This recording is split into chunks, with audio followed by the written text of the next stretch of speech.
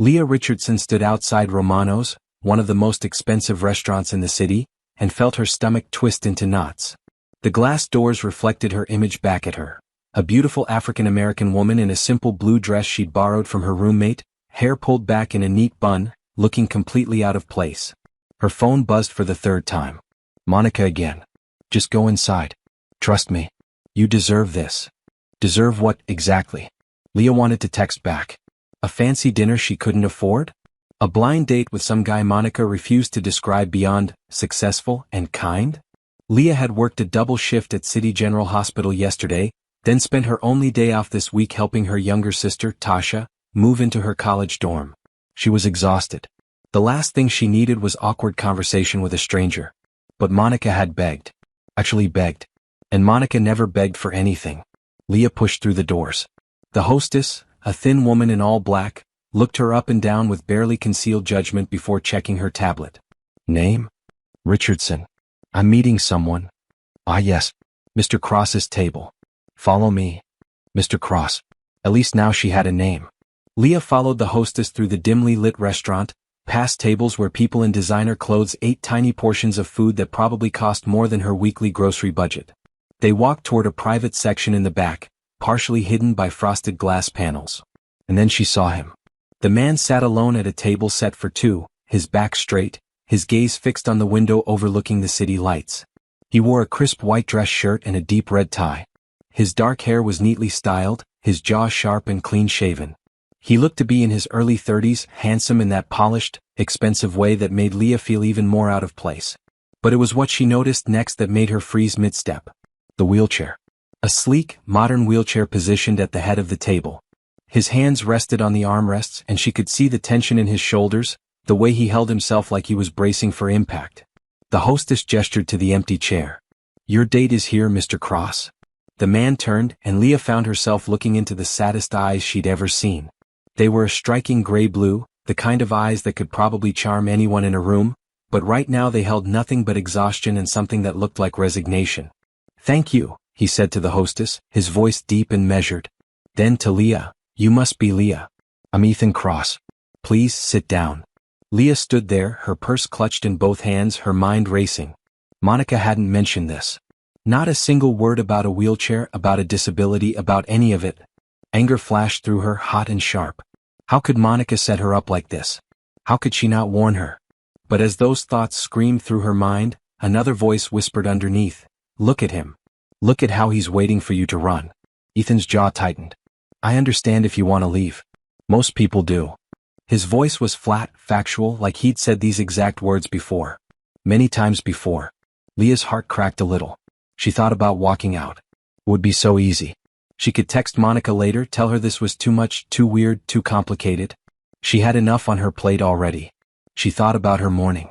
About Mrs. Chin in room 304 who'd squeezed her hand and said, "You're the only one who sees me, not just my illness."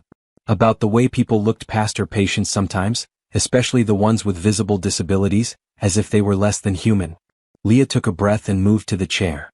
She sat down, setting her purse on the table, and met Ethan's surprised gaze directly. I'm Leah Richardson. It's nice to meet you, Ethan. She kept her voice steady, warm, even. And I'm starving, so I really hope the food here is as good as everyone says. Something flickered across Ethan's face. Surprise maybe. Or disbelief. His shoulders relaxed just a fraction. It is. I promise. He paused, studying her like he was trying to solve a puzzle. Monica didn't tell you, did she? About me? No, Leah admitted. She didn't. But I'm here now, and I don't waste perfectly good dinner reservations. A small smile tugged at the corner of Ethan's mouth, the first real expression she'd seen from him. Practical. I like that. The waiter appeared with menus and water, and Leah focused on the list of dishes she couldn't pronounce. Everything was in Italian or French with no prices listed. That meant expensive. Really expensive. Order whatever you want, Ethan said quietly. Please. I know Monica probably didn't explain much about tonight, but I promise this isn't some kind of trick or joke. I just wanted to have dinner with someone who might actually talk to me like I'm a person.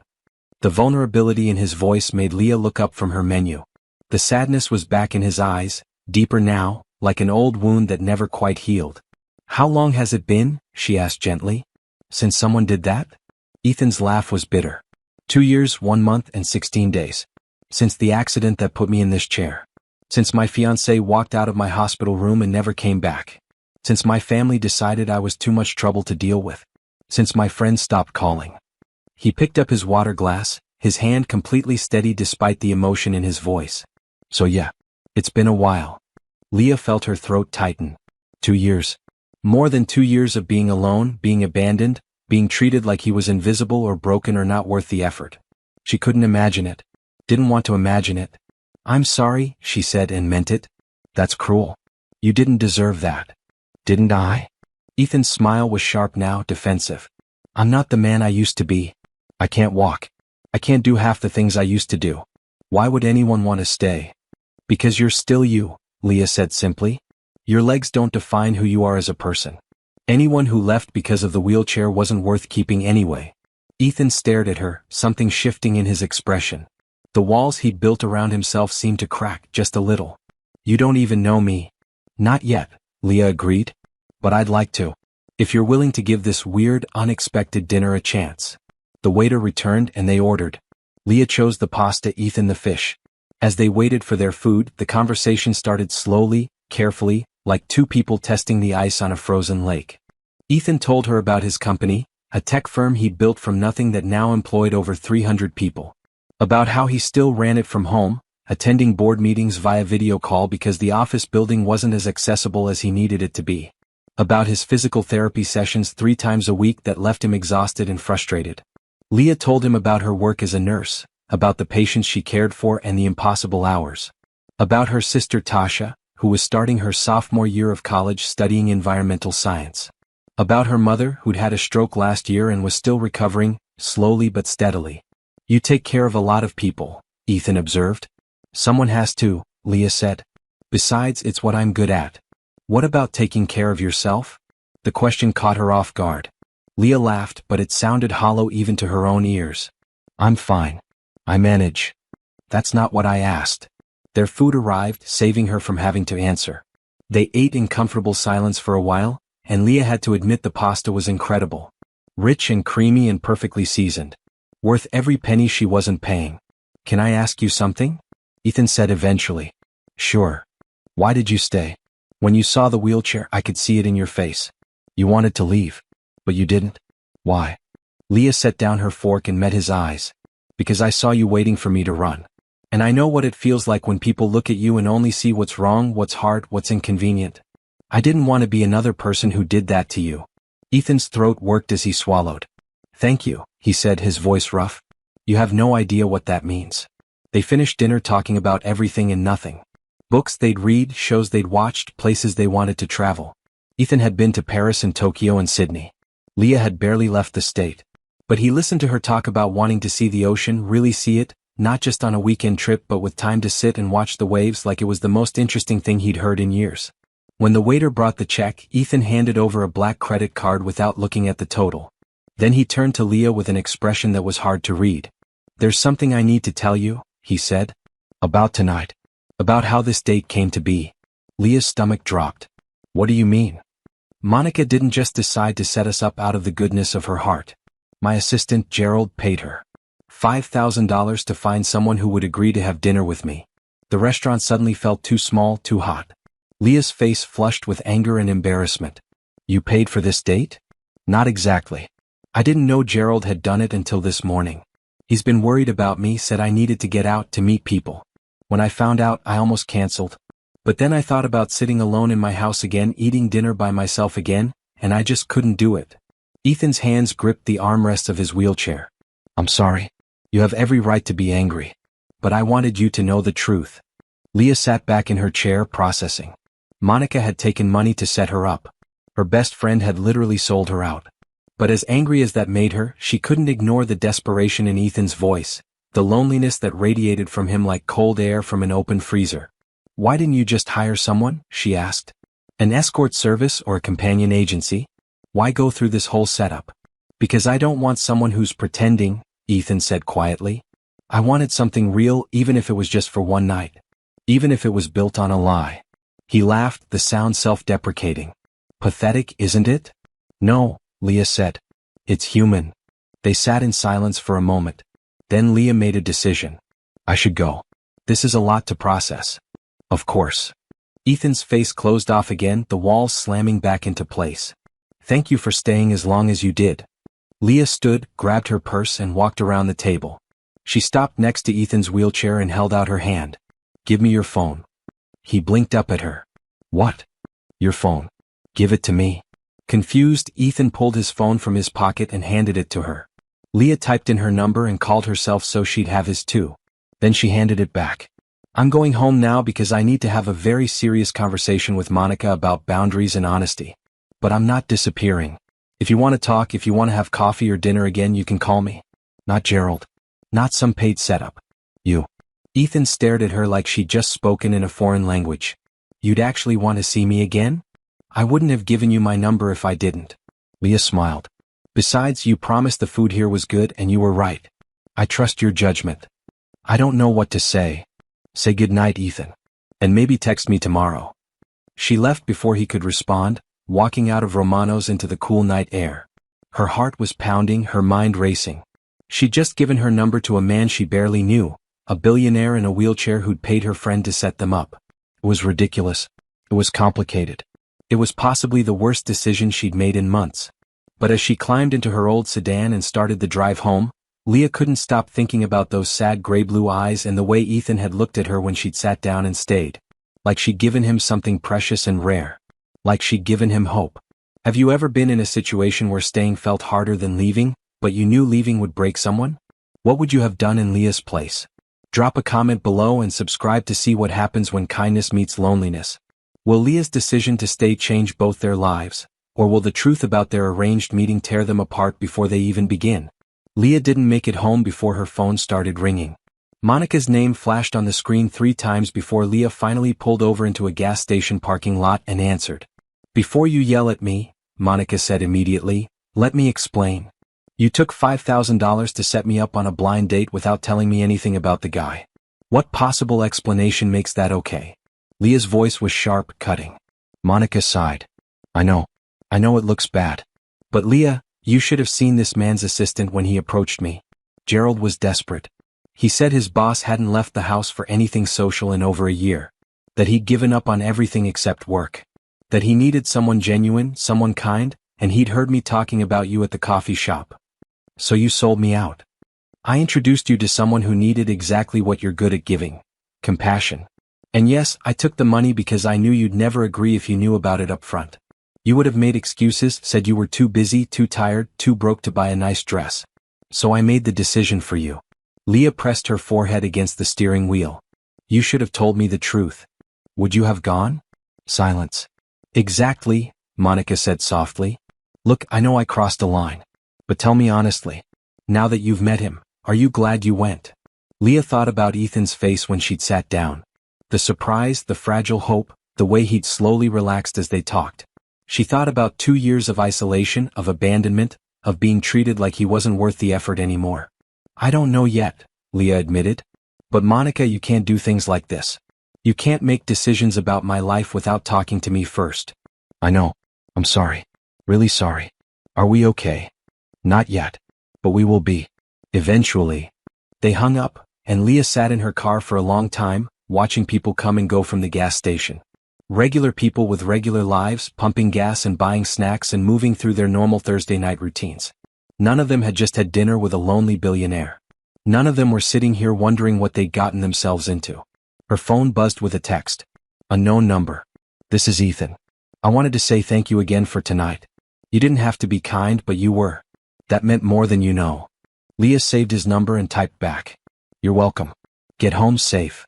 3 dots appeared, disappeared, appeared again. Finally, I'm still at the restaurant. In my van in the parking lot.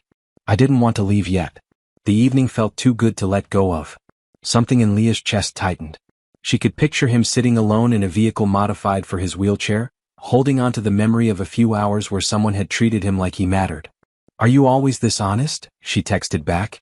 Only with people who deserve honesty. You stayed when you didn't have to. That makes you rare. Leah smiled despite herself. I work tomorrow morning at 6. Early shift. But I'm off tomorrow evening. Coffee? The response came immediately. Yes.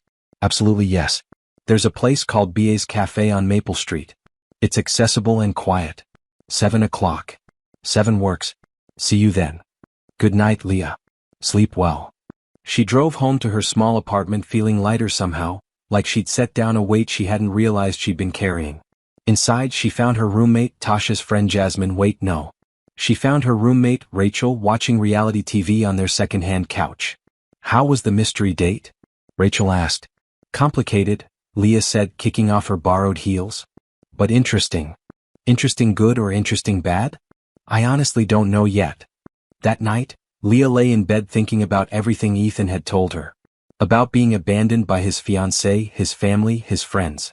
About living alone in what was probably a huge, empty house with only paid staff for company. About how he described his life in the 2 years since his accident. Functional but hollow, productive but meaningless. She knew that kind of loneliness. Not the same circumstances but the feeling. After her father died when she was 19, leaving her to care for her younger sister and help her mother, Leah had watched her friends move on with their lives while she stayed behind, working double shifts and missing parties and gradually becoming invisible to people who used to call her daily. Being needed and being wanted weren't the same thing.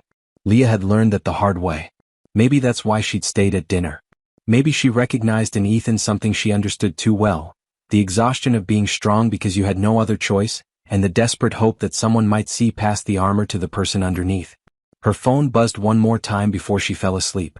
I know it's late, but I wanted you to know. I haven't looked forward to tomorrow in a very long time. Thank you for that. Good night. Leah smiled in the darkness and typed back, Good night, Ethan. Tomorrow will be good. I promise. The next day crawled by in a blur of patient rounds, medication schedules, and the controlled chaos of the hospital. Leah's feet ached, her back hurt, and she'd skipped lunch because Mrs. Patterson in 412 had been having a panic attack and needed someone to sit with her. By the time her shift ended at 3, Leah was running on fumes and caffeine. She went home, showered, and changed into jeans and a comfortable green sweater. Nothing fancy. This was just coffee, just conversation. Low pressure. But her hands shook slightly as she applied mascara, and she changed her earrings twice before settling on simple silver hoops. You're nervous, Rachel observed from the doorway. I'm not nervous. You're totally nervous. Is this the mystery date guy? Yes. And it's not a date. It's coffee. Coffee is absolutely a date. Rachel grinned. Is he cute? Leah thought about Ethan's sharp jaw and sad eyes and the way his whole face had changed when he smiled. Very. But it's complicated. The good ones always are. BA's Cafe sat on a quiet corner of Maple Street, a small brick building with wide doors and a ramp leading to the entrance. Leah arrived 10 minutes early and found Ethan already there, sitting at a corner table by the window. He'd changed into a dark blue sweater that made his eyes look even more striking, and his face lit up when he saw her walk in. You came, he said, and there was genuine relief in his voice. I said I would. Leah sat down across from him. Did you think I wouldn't? I wasn't sure. People say a lot of things. They don't always mean them. The barista came over, a college-age guy with bleached hair and a nose ring. He took their orders without the judgment or pity Leah had half expected to see when he looked at Ethan's wheelchair. Just normal, casual service. When he left, Ethan leaned forward slightly. I need to be completely honest with you about something else. About why Gerald set up that dinner and what I was hoping to find. Leah's stomach clenched. Okay. After my accident, after everyone left, I tried to keep going. I did my physical therapy, I worked from home, I told myself I was fine. But I wasn't fine. I was barely existing. 6 months ago, my therapist told me I was isolating myself to the point of depression. She said I needed to rebuild connections, to let people in again, to remember what it felt like to be seen as a person instead of a tragedy. He paused as their drinks arrived. Black coffee for him, a latte for her. Ethan wrapped his hands around his cup like he was trying to absorb its warmth. Gerald has been with me since before the accident. He's more than an assistant, he's a friend. The only one who didn't disappear. When he suggested finding someone to have dinner with, I was angry at first. Humiliated. But then I realized he was right. I couldn't keep living like this, cut off from everything except work and doctor's appointments. Ethan met her eyes. So yes, he paid Monica. And yes, I knew about it before dinner, even though I told you I didn't. I lied because I was ashamed. Leah absorbed this quietly. Why are you telling me now? Because I don't want to build anything, friendship or otherwise, on lies. You deserve the truth. All of it. Even if it means you walk away. She studied him for a long moment. The tension in his shoulders, the vulnerability in his eyes, the way he held himself like he was bracing for rejection. Again. I appreciate your honesty, Leah said finally. And I'm not walking away. But I need you to understand something too. I don't do well with manipulation or hidden agendas. If we're going to be friends, if we're going to spend time together, it has to be based on truth. Always. Can you promise me that? Yes, Ethan said immediately. Absolutely yes. Okay then. Leah picked up her latte. Tell me about your company. You said you built it from nothing. How does that even happen? Relief flooded Ethan's face and he started talking. Really talking. About how he'd started coding when he was 12, building simple games and websites. About his first tech job out of college, working 80-hour weeks for a startup that eventually crashed and burned. About taking everything he'd learned and every connection he'd made and starting his own firm at 26 with 2 employees and a dream that seemed ridiculous. We developed software for small businesses, inventory management and customer tracking systems that were affordable and easy to use. Everyone else in the market was targeting big corporations, charging enormous fees, making everything complicated. I wanted to help the little guys, the family restaurants and local shops and people just trying to make a living. That's beautiful, Leah said. Really? Most tech companies seem to forget about regular people. That's what my father said right before he told me I was wasting my potential. Ethan's smile turned bitter. He wanted me to go into finance like him. Make real money, he said. Join a firm with prestige. Instead, I built something that actually helped people and he never forgave me for it. Is that why he left after the accident? Because you'd already disappointed him? Partially. But mostly because taking care of a disabled son didn't fit his image. Too messy, too complicated, too much work. He visited me once in the hospital, said he'd arranged for the best care money could buy, and then I never saw him again. My mother calls on my birthday. That's it. Leah reached across the table and put her hand over his. I'm sorry. You deserved better than that. Ethan stared at their joined hands like he couldn't quite believe it was happening. You keep saying that. But you don't even know me. I'm learning. And so far, everything I'm learning says you're a good person who got dealt a terrible hand. That doesn't make you less worthy of love or friendship or basic human decency. My fiancée didn't think so. Brittany walked into my hospital room 3 days after the accident, looked at me in traction with tubes everywhere, and said she couldn't do this. That she'd signed up to marry a man who could take her dancing, who could travel, who could give her the life she'd imagined. Not someone who might never walk again. Ethan's voice cracked slightly. She left her engagement ring on my bedside table and walked out. I haven't heard from her since. Then she was a coward, Leah said firmly. And you're better off without her. Am I? Because from where I'm sitting, better off looks a lot like completely alone. You're not alone right now. No, Ethan agreed softly. I'm not. And that's terrifying because I keep waiting for you to realize this is too much trouble and leave too. Leah squeezed his hand. I work with sick people every single day. People who need help bathing, eating, moving. People who are scared and in pain and worried they're too much of a burden. And you know what I learned? Caring about someone isn't measured by how easy they are to care for. It's measured by whether they're worth it. And Ethan, from everything you've told me, you're worth it. He looked at her with such raw emotion that Leah almost couldn't breathe. How are you real? I'm not special. I'm just a person who thinks you deserve kindness. They talked for 2 more hours until the cafe staff started cleaning up around them and giving pointed looks at the clock. Ethan told her about his physical therapy, about the progress he'd made and the limitations he still faced. About how he could transfer himself from his wheelchair with the right equipment, how he'd regained some sensation in his legs but probably would never walk normally again. Leah told him about her patients, about Mrs. Chin who thought Leah was her daughter sometimes, about the teenager in the cancer ward who made jokes to hide his fear, about the elderly man who held his wife's hand through every treatment and never once complained about how hard it was. You love your job, Ethan observed. I do. Even when it's exhausting and heartbreaking and I come home too tired to eat. Because sometimes I get to make a difference. Even if it's small. That's all any of us can hope for, isn't it? To make some kind of difference. They left the cafe together, walking slowly through the cool evening air. Ethan's wheelchair was electric, smooth and quiet as it moved along the sidewalk. He maneuvered around obstacles with practiced ease, but Leah noticed how people on the street either stared or deliberately looked away, how no one met his eyes directly. Does that bother you? She asked. The way people react? Every single day. But I'm used to it now. The staring, the pity, the awkwardness. People don't know how to act around disability, so they either treat you like a child or pretend you don't exist. He glanced up at her. You're the first person in 2 years who's looked at me like I'm just a regular person. You are a regular person. Tell that to the rest of the world. They reached his van, a large vehicle with a lift for his wheelchair. The driver, an older man with kind eyes, nodded at Leah politely but didn't comment on her presence. Can I see you again? Ethan asked. Soon? Yes. But Ethan, I need to know something first. What are you looking for here? Friendship? Something more? Because I need to manage my expectations. He was quiet for a moment, thinking. Honestly? I don't know. I haven't let myself think about relationships or dating since Brittany left. But I know I feel better when I'm talking to you.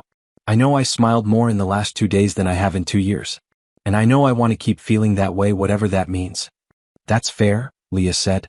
How about this? We keep spending time together, getting to know each other, and we figure it out as we go. No pressure, no expectations. Just 2 people enjoying each other's company. I'd like that very much. Ethan reached for her hand and held it gently. Thank you, Leah. For everything. For staying, for coming tonight, for not running away from all my baggage. Everyone has baggage. Yours just happens to come with wheels. He laughed, a real laugh that transformed his whole face. Did you just make a wheelchair joke? Too soon. No. It's perfect. You're perfect. Leah felt her cheeks warm. I'm really not. But I appreciate the sentiment. She watched him get into the van, watched the lift raise his wheelchair up and into the vehicle, watched him wave at her through the window as the driver pulled away. And she stood there on the sidewalk, her heart beating faster than it should, wondering what she'd just gotten herself into. Her phone buzzed with a text from Monica. So, how did it go? Are you still mad at me? Leah typed back, still processing. But I think you might have accidentally done something, right? Maybe. Does this mean I'm forgiven? Not yet. But you're getting there. Leah walked to her car, climbed inside, and sat in the darkness for a moment. She thought about Ethan's smile, his honesty, the way he'd held her hand like it was precious. She thought about how isolated he'd been, how much courage it must have taken to arrange that dinner, to show up and risk rejection again. And she thought about how, despite all her reservations and all the complications, she was already looking forward to seeing him again. This was dangerous. This was exactly the kind of situation her practical brain warned her away from. Getting involved with someone who'd been abandoned, who was clearly vulnerable, who might be confusing genuine connection with gratitude for not running away. But her heart, the part of her that had drawn her to nursing in the first place, the part that believed in hope and healing and second chances, whispered something different. Maybe this was exactly where she was supposed to be. Maybe Ethan wasn't the only one who needed saving from loneliness. Maybe she'd been so busy taking care of everyone else that she'd forgotten what it felt like to be cared for in return. Leah started her car and headed home, a small smile playing at her lips. Tomorrow she'd probably overthink everything and list all the reasons this was a bad idea. But tonight, right now, she let herself feel the warmth of connection, the flutter of possibility, and the gentle hope that maybe, just maybe, something good was beginning. 3 weeks passed in a blur of coffee dates, phone calls, and text messages that made Leah smile at the most inconvenient times. She and Ethan fell into an easy rhythm. She'd stop by his house on her days off, bringing takeout and stories from the hospital. He'd share updates about his company, show her new software his team was developing, and make her laugh with dry observations about the world. Ethan's house was exactly what Leah expected from a tech billionaire. Modern, spacious, and meticulously designed for accessibility. Wide doorways, an elevator to the second floor, a pool with a lift system for therapy. But despite all its luxury, the place felt empty. Sterile. Like a very expensive hotel room that nobody actually lived in. You need some color in here, Leah said one afternoon, standing in his massive living room with its white walls and minimalist furniture. Maybe some plants. Photographs. Something that shows a person actually lives here. Ethan, who'd been working on his laptop, looked up. I never really thought about it. Gerald handles the interior design. I just asked for functional. Functional is good. But a home should feel like a home, not a hospital. Something flickered in Ethan's eyes. You're not wrong. I've been treating this place like a waiting room. Somewhere to exist until I figure out what comes next. And have you? Figured out what comes next? I'm starting to. He closed his laptop and rolled closer to where she stood. Actually, that's something I wanted to talk to you about. Can we sit? They moved to the couch, a plush gray thing that was surprisingly comfortable. Ethan transferred from his wheelchair with practiced ease, and Leah sat next to him, close enough to see the nervous tension in his jaw. "What's wrong?" she asked. "Nothing's wrong. I just have something to ask you and I'm worried about how you'll react." He took a breath. "My company is hosting a charity gala in 2 weeks. It's a big event, lots of press, lots of important people. I haven't attended one since the accident because the thought of being stared at, pitted, or worse, ignored, was too much to handle." "But you're thinking of going now?" "Yes, because of you. Because spending time with you has reminded me that I'm more than my disability. That I can still be part of the world instead of hiding from it." He met her eyes. "I want you to come with me. As my date." Leah's heart skipped. "Ethan, that's a huge event. I wouldn't know how to act, what to wear, any of it. I'm a nurse, not a socialite." "I know. And that's exactly why I want you there. Because you'll be real and honest and won't play the games everyone else plays. Because when people look at me with pity, you'll remind me that I'm worth more than their shallow judgments. I don't have anything to wear to a gala. I'll take care of that. Please, Leah. I can't do this alone. I don't want to do this alone." She saw the vulnerability in his face, the fear mixed with hope. How could she say no? "Okay. Yes. I'll go with you." Relief washed over him. "Thank you. Truly." They spent the rest of the afternoon planning. Ethan explained what the gala was for: raising money for technology education programs in underfunded schools. His company donated millions every year, but this event brought together other donors, created partnerships, and kept the cause in the public eye. "It matters to you," Leah observed. "Not just the business side but the actual cause. When I was a kid, our school barely had computers. Ancient things that could barely run word processors. I taught myself to code on a laptop my uncle gave me for Christmas, but most of my classmates never got that chance. Education shouldn't depend on how much money your parents have. Every kid deserves access to technology, to opportunities, to futures that aren't limited by circumstance." Leah felt her chest tighten with emotion. "You're a good man, Ethan Cross." "I'm trying to be. I haven't always been." "What does that mean?" He was quiet for a moment. "Before the accident, I was so focused on success, on proving my father wrong, on building something big enough to matter, that I missed a lot of other things. I didn't see my friends as often as I should have. I worked 70-hour weeks. I took Brittany for granted, assumed she'd always be there waiting while I chased the next goal. Maybe she was right to leave. Maybe I wasn't present enough to deserve her staying." "No," Leah said firmly. "The accident wasn't punishment for working hard. And leaving someone when they're hurt and vulnerable isn't justified by past neglect. If she had problems with your priorities, she should have communicated that, worked on it with you. Not waited until you were at your lowest to walk away. You always defend me. Because you deserve defending." Ethan reached for her hand, his fingers warm and strong. "I don't know what I did to deserve you coming into my life, but I'm grateful every single day. You didn't have to do anything. Sometimes good things just happen." They sat like that for a while, hands linked, comfortable silence stretching between them. Leah had learned that Ethan didn't always need conversation. Sometimes he just needed presence, the quiet assurance that someone was there and not leaving. Her phone buzzed with a text from the hospital. One of her favorite patients, Mrs. Patterson, had taken a turn for the worse. They thought Leah would want to know. "I have to go," she said reluctantly. "Work emergency." "Of course. Go. Do you need a ride?" "I have my car. But thank you." She stood to leave and Ethan rolled alongside her to the door. "Be safe. And Leah? I meant what I said. About being grateful." "I know. I'll call you later." She drove to the hospital, her mind split between worry for Mrs. Patterson and thoughts of Ethan. In 3 weeks, he'd become such a consistent part of her life that she couldn't imagine her days without their conversations. Without his dry humor, his intelligence, his surprising vulnerability. It was dangerous, this attachment. She knew that. Ethan was still recovering, still learning to live with his new reality. He might be confusing gratitude with deeper feelings. And Leah, who'd spent so much of her life caring for others, needed to be careful not to fall into the trap of becoming his caretaker instead of his equal. But when she was with him, none of those warnings seemed to matter. He made her laugh. He listened to her stories. He asked about her dreams and actually cared about the answers. For the first time in years, someone was taking care of her too, even if it was just in small ways like remembering how she took her coffee or asking if she'd eaten lunch. Mrs. Patterson stabilized after a few hours of tense monitoring. Leah stayed with her, holding her hand, talking quietly about nothing and everything. When the crisis passed and the elderly woman fell into peaceful sleep, Leah finally allowed herself to leave. It was past midnight when she got home. Rachel was already asleep. Leah collapsed into bed, exhausted, and found a text from Ethan waiting. "I hope everything is okay with your patient. Get some rest. We'll talk tomorrow." Simple words, but they made her smile. She typed back, "Everything's stable. Sleep well." The next morning, Leah woke to her phone ringing. Ethan's name on the screen. "Hello." Her voice was thick with sleep. "I'm sorry for calling so early, but I couldn't wait. I have something to ask you, and I need you to hear me out before you say no." Leah sat up, suddenly awake. "Okay. What is it?" "The gala is important, but it's not the real reason I wanted to talk to you.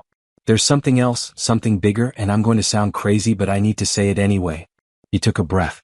"I want to hire you." "What?" "Not as a nurse. As my companion. My friend. Someone to accompany me to events, to spend time with me, to help me navigate social situations that feel impossible alone. I'll pay you. Generously. Enough to cover your mother's medical bills, your sister's college tuition, everything you're struggling with." Leah's stomach dropped. "Ethan, I can't accept money for being your friend. I'm not asking you to. I'm asking you to consider a job. 6 months. You'd still work at the hospital if you wanted, but you'd also be available for events, meetings, social obligations. Think of it as a consulting position. I need someone I trust by my side, and you're the only person who fits that description." "This is insane." "I know. But Leah, you're drowning in debt. I see it in your face when you talk about picking up extra shifts, when you mention skipping meals to save money, when Tasha calls asking for help with textbooks. I can fix that. All of it. Not as charity, but as payment for a service I genuinely need. And what happens after 6 months? Whatever we want. Maybe we're still friends. Maybe we're more. Maybe we've gone our separate ways. But at least you won't be buried under bills you shouldn't have to carry alone." Leah's mind raced. Her mother's medical debt was crushing her. Tasha's college costs kept climbing. The hospital was cutting hours, reducing overtime pay. Every month was a careful balancing act of which bills to pay, which to delay, how to stretch every dollar. And here was Ethan offering to solve all of it. Offering her financial freedom in exchange for something she was already doing anyway, spending time with him. "This feels wrong," she said. "Like I'd be taking advantage of you. You'd be helping me. There's a difference. Leah, I've been alone for 2 years. Completely, devastatingly alone. Since you came into my life, I felt human again. That's worth everything to me. Let me help you the way you've helped me. I need to think about it.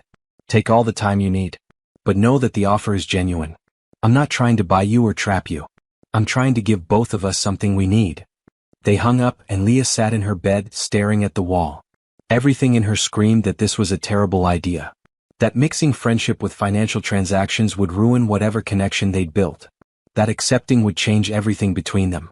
But the practical part of her brain, the part that had been calculating debt and interest and payment plans for years, whispered something different. What if you could actually breathe?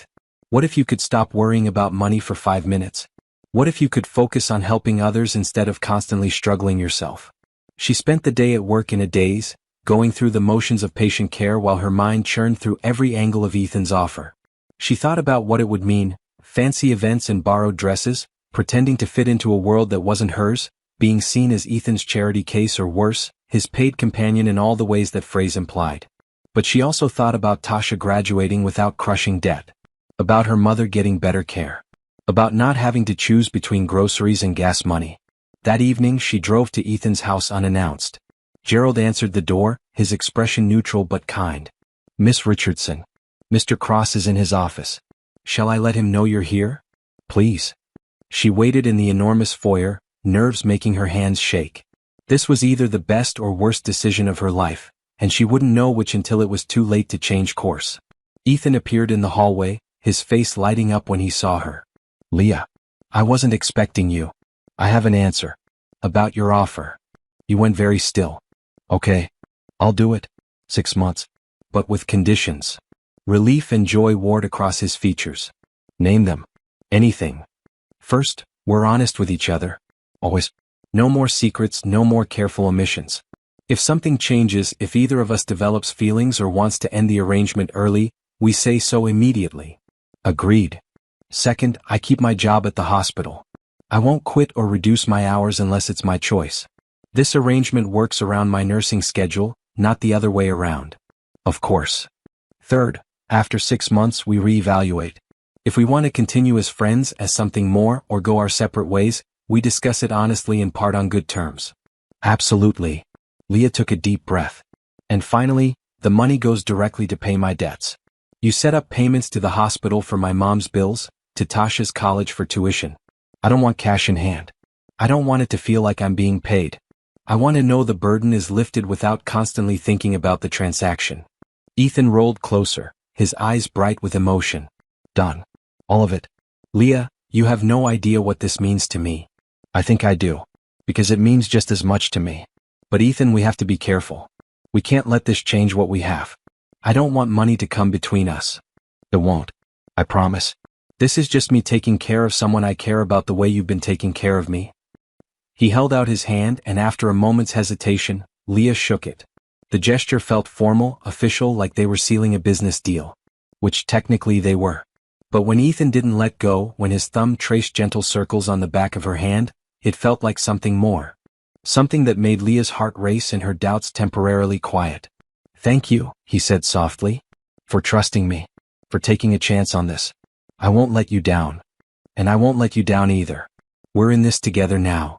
Gerald appeared with paperwork, a contract that laid out everything they discussed in clear legal terms. Leah read through it carefully, making sure there were no hidden clauses or unexpected obligations. It was straightforward. 6 months, attendance at social and business events as requested, payment directly to her creditors, termination clause available to either party with 2 weeks' notice. She signed her name, and just like that, her life changed. Over the next few days, true to his word, Ethan arranged everything.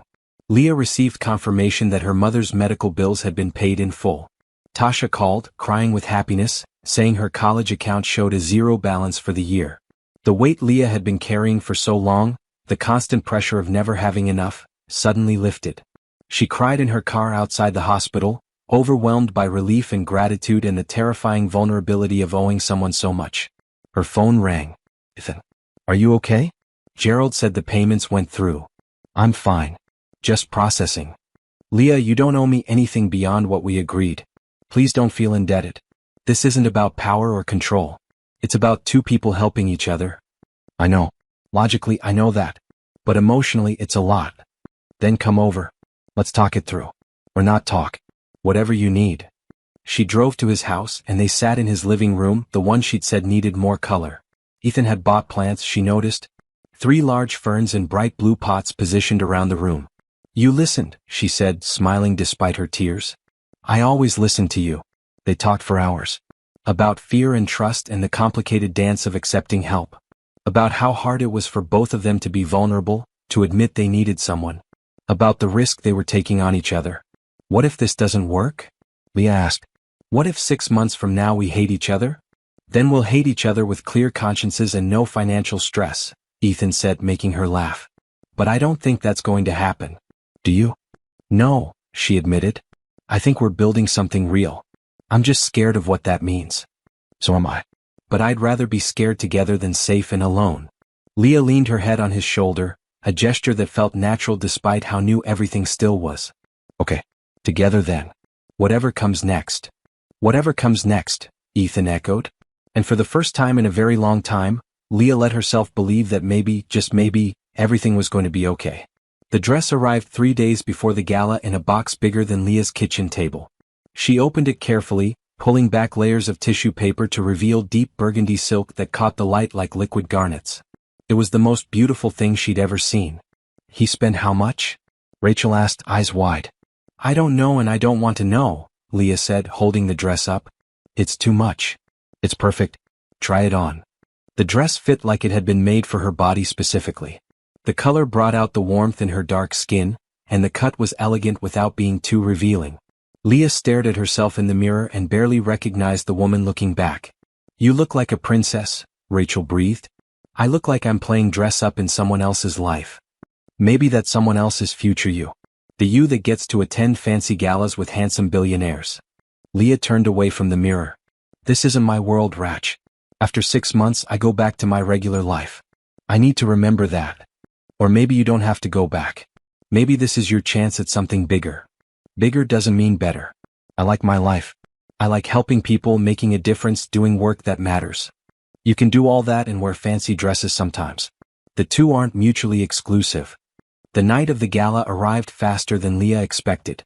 She spent an hour on her hair and makeup, going for simple elegance since she had no idea how to do anything more complicated. When the car Ethan sent arrived to pick her up, her hands were shaking. The driver took her to Ethan's house first. He was waiting in the foyer, wearing a tailored black suit with a burgundy tie that matched her dress.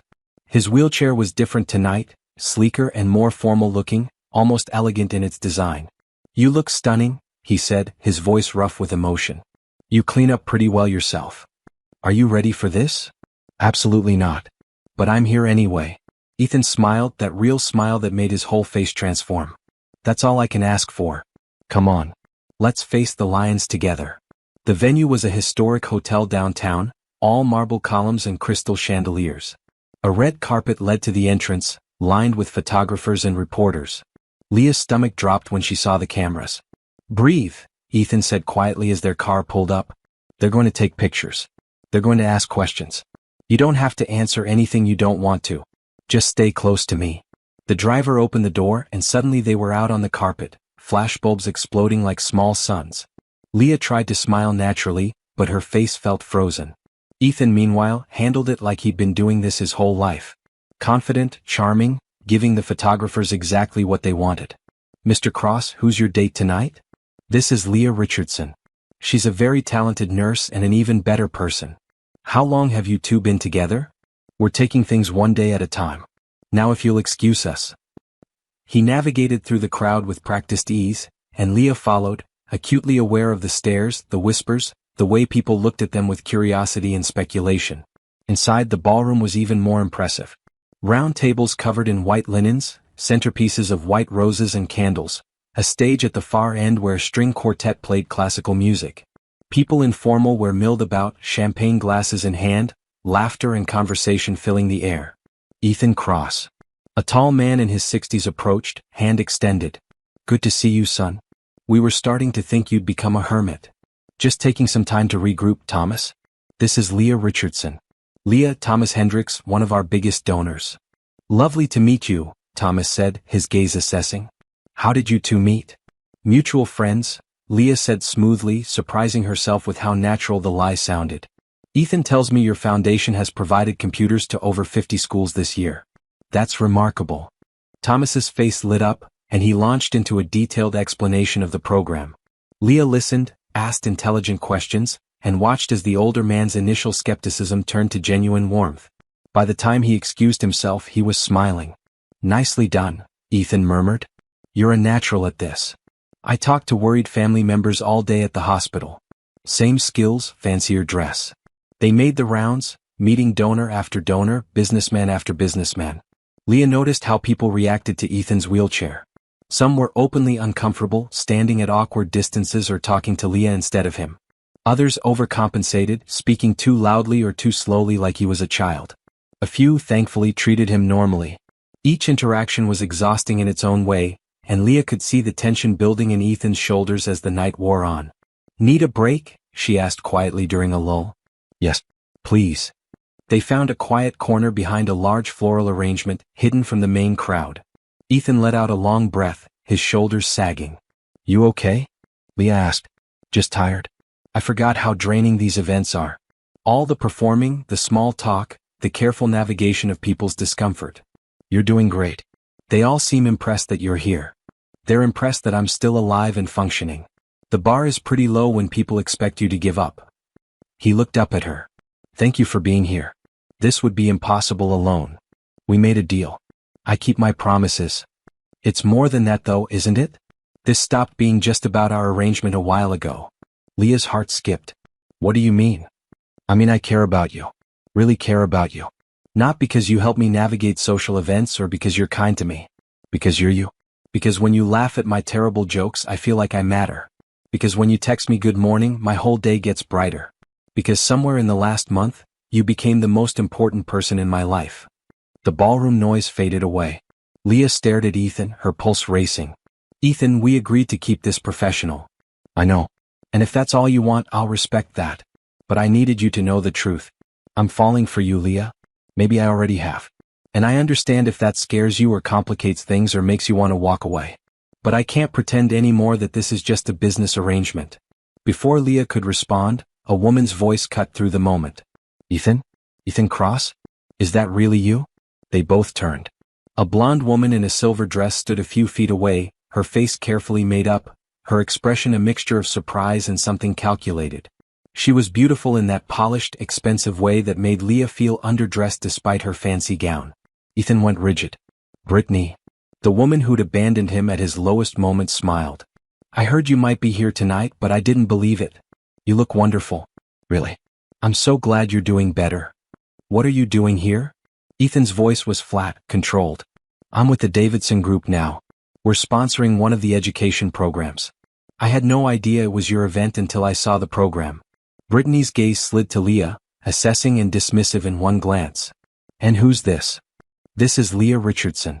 My date. Date. How nice. Brittany's smile didn't reach her eyes. It's good to see you moving on, Ethan. You deserve to be happy. Do I? That's not what you said 2 years ago. Color rose in Brittany's cheeks. I was young. Scared. I handled things poorly, I know that now. But I've grown since then. Changed. I've been wanting to reach out to apologize properly, but I didn't know if you'd want to hear from me. I wouldn't. Ethan, please. Can we talk? Just for a few minutes? I owe you an explanation, a real one, not the cowardly exit I gave you before. Leah felt Ethan's hand find hers, gripping tight. There's nothing to talk about. 5 minutes. That's all I'm asking. For closure, if nothing else. Leah squeezed Ethan's hand. It's okay. I'll wait here. I don't want to leave you. I'll be fine. Go. Get your closure. Reluctantly, Ethan let go of her hand and followed Brittany to an even more secluded corner. Leah watched them go, her chest tight with an emotion she didn't want to examine too closely. Jealousy? Fear? Both? She tried not to stare as they talked, but it was impossible not to notice Brittany's body language. The way she leaned in close, touched Ethan's shoulder, smiled that practiced smile. The way she was performing remorse while her eyes calculated something else entirely. First time at one of these? A voice beside her made Leah jump. A woman in her 50s with kind eyes and a warm smile stood nearby. Sorry, didn't mean to startle you. I'm Patricia Wu. I work with Ethan's company on the education initiatives. Leah Richardson. And yes, first time. Is it always this intense? Patricia laughed. Usually more so. You're handling it well. And it's good to see Ethan here. He's been missed. He's been through a lot. We all have. The question is whether we let it break us or make us stronger. Ethan seems to be choosing stronger, finally. I suspect you have something to do with that. Before Leah could respond, Ethan returned, his face carefully neutral but his hands clenched tight on his wheelchair armrests. Brittany was nowhere to be seen. Everything okay? Leah asked. Fine. She wanted to apologize, to explain. I listened. That's all. But Leah could see it wasn't all. Could see the turmoil in his eyes, the tension in his jaw. Whatever Brittany had said, it had shaken him. The rest of the gala passed in a blur. Dinner was served, speeches were made, and donations were pledged. Ethan gave a brief address about the importance of education and equal access to technology, and Leah watched the room hang on his every word. This was his world, his element, and despite everything he'd lost, he still commanded respect and attention. By the time they left, it was past midnight. They rode back to Ethan's house in silence, both exhausted, both processing the weight of the evening. Come inside, Ethan said when they arrived. Please. I don't want tonight to end like this, with all this tension between us. Leah followed him into the house. Gerald had left for the night, and the place was quiet, lit only by soft accent lighting. They went to the living room and Ethan transferred to the couch, patting the space beside him. What did she say? Leah asked, sitting down. Brittany. What did she want? Ethan was quiet for a long moment. She apologized. Said she panicked after the accident, couldn't handle seeing me like that, made a mistake leaving. She claimed she spent the last 2 years regretting it, going to therapy, working on herself. She wants another chance. Leah's stomach dropped. What did you say? I told her no. Absolutely not. That ship didn't just sail, it sank 2 years ago and I've moved on. He turned to face her fully. But seeing her again, hearing her apologize, it brought everything back. The pain, the abandonment, the feeling of being disposable. And it made me realize something. What? I'm terrified of being abandoned again. By anyone but especially by you. What I said earlier about falling for you, that's real. But the thought of letting you all the way in, of being vulnerable enough to truly love you and then losing you too? That scares me more than anything. Leah took his hand. I'm scared too. Of getting too close, of confusing gratitude for love, of being your caretaker instead of your partner. Of making promises I can't keep. But Ethan, you have to know I'm not going anywhere. Not because of our arrangement, not because you're paying my debts. Because I care about you. Really care about you. Even though I'm broken? You're not broken. You're healing. There's a difference. He pulled her closer until their foreheads touched. I don't know how to do this. How to let someone in again. How to trust that they'll stay. We learn together. One day at a time. No pressure, no expectations. Just two people figuring it out as they go. Can I kiss you? The question was barely a whisper. Yes. He kissed her gently, carefully, like she was something precious that might break. Leah kissed him back, pouring all her reassurance and affection and hope into that single connection. When they pulled apart, both breathing hard, Ethan's eyes were bright with unshed tears. I'm falling for you too, Leah admitted. I tried not to. I told myself it was too complicated, too risky, too soon. But I can't help it. You make me want to believe in good things again. Stay tonight, Ethan said. Not for anything except this. Being close. Not being alone. They spent the night on the couch, talking and dozing and simply existing in the same space. Leah told him about her father's death, about how she'd had to grow up overnight and take care of everyone. Ethan told her about his accident, about the months of pain and fear and learning to navigate a world that wasn't designed for wheelchairs. As dawn broke through the windows, Leah realized something had shifted between them. The walls were down. The pretense was gone. Whatever they were building was real now, messy and complicated and terrifying, but real. I should go home, she said reluctantly. I worked the evening shift today. Okay. But Leah? Yeah. Thank you. For staying last night. For staying all the nights before. For not running away. Thank you for giving me a reason to stay. She drove home in her fancy dress, still wearing yesterday's makeup, feeling like she'd crossed some invisible threshold she could never uncross. And despite all her fears, despite all the logical reasons this was a bad idea, Leah found herself smiling. Because for the first time in a very long time, she wasn't just surviving. She was living. And that made all the risk worthwhile. Tasha showed up at Leah's apartment unannounced on a Saturday morning, her expression serious and worried. Leah, still in her pajamas and nursing her second cup of coffee, felt her stomach drop when she saw her sister's face. We need to talk, Tasha said, pushing past her into the apartment. About this Ethan guy. Good morning to you too. Want some coffee? I'm serious, Leah. Mom told me about the medical bills being paid. About my tuition being covered. About how you've been spending all your free time with some rich dude in a wheelchair. What's going on?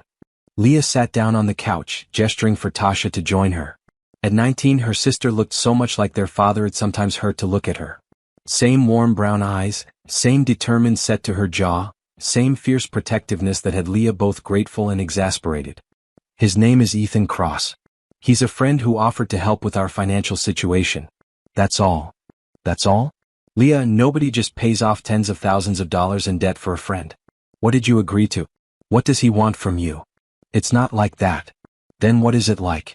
Because from where I'm sitting, it looks like you're being taken advantage of by some guy who has money and thinks he can buy whatever he wants. Leah felt anger flash through her. You don't know him. You don't know anything about the situation. Then explain it to me. Make me understand why my sister, who's been working herself to exhaustion for years, suddenly has all her problems solved by a man she met a month ago. So Leah explained.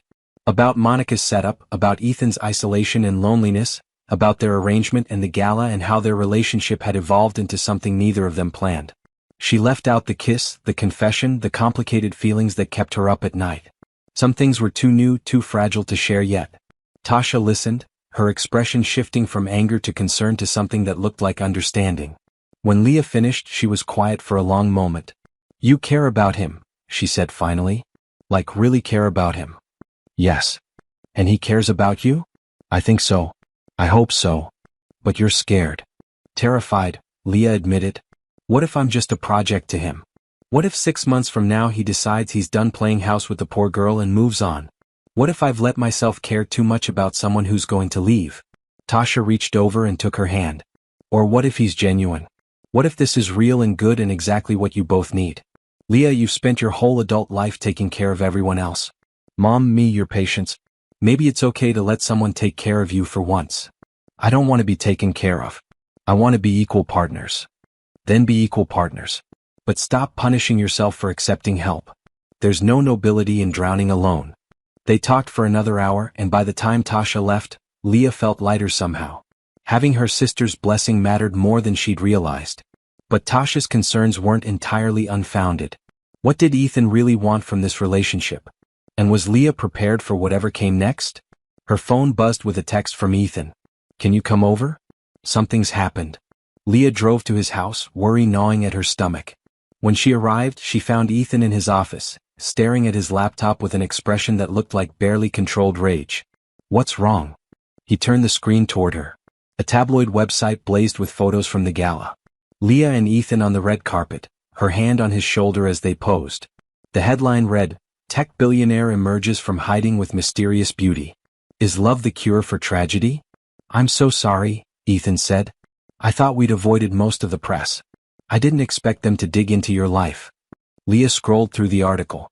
They'd identified her as a nurse at City General Hospital, speculated about their relationship, dug up information about her family's financial struggles and implied that she was a gold digger targeting a vulnerable man. This is horrible, she breathed. It's worse. Look at the comments. She shouldn't have looked. The comments were vicious. People calling her a scam artist, a leech, accusing her of taking advantage of a disabled man.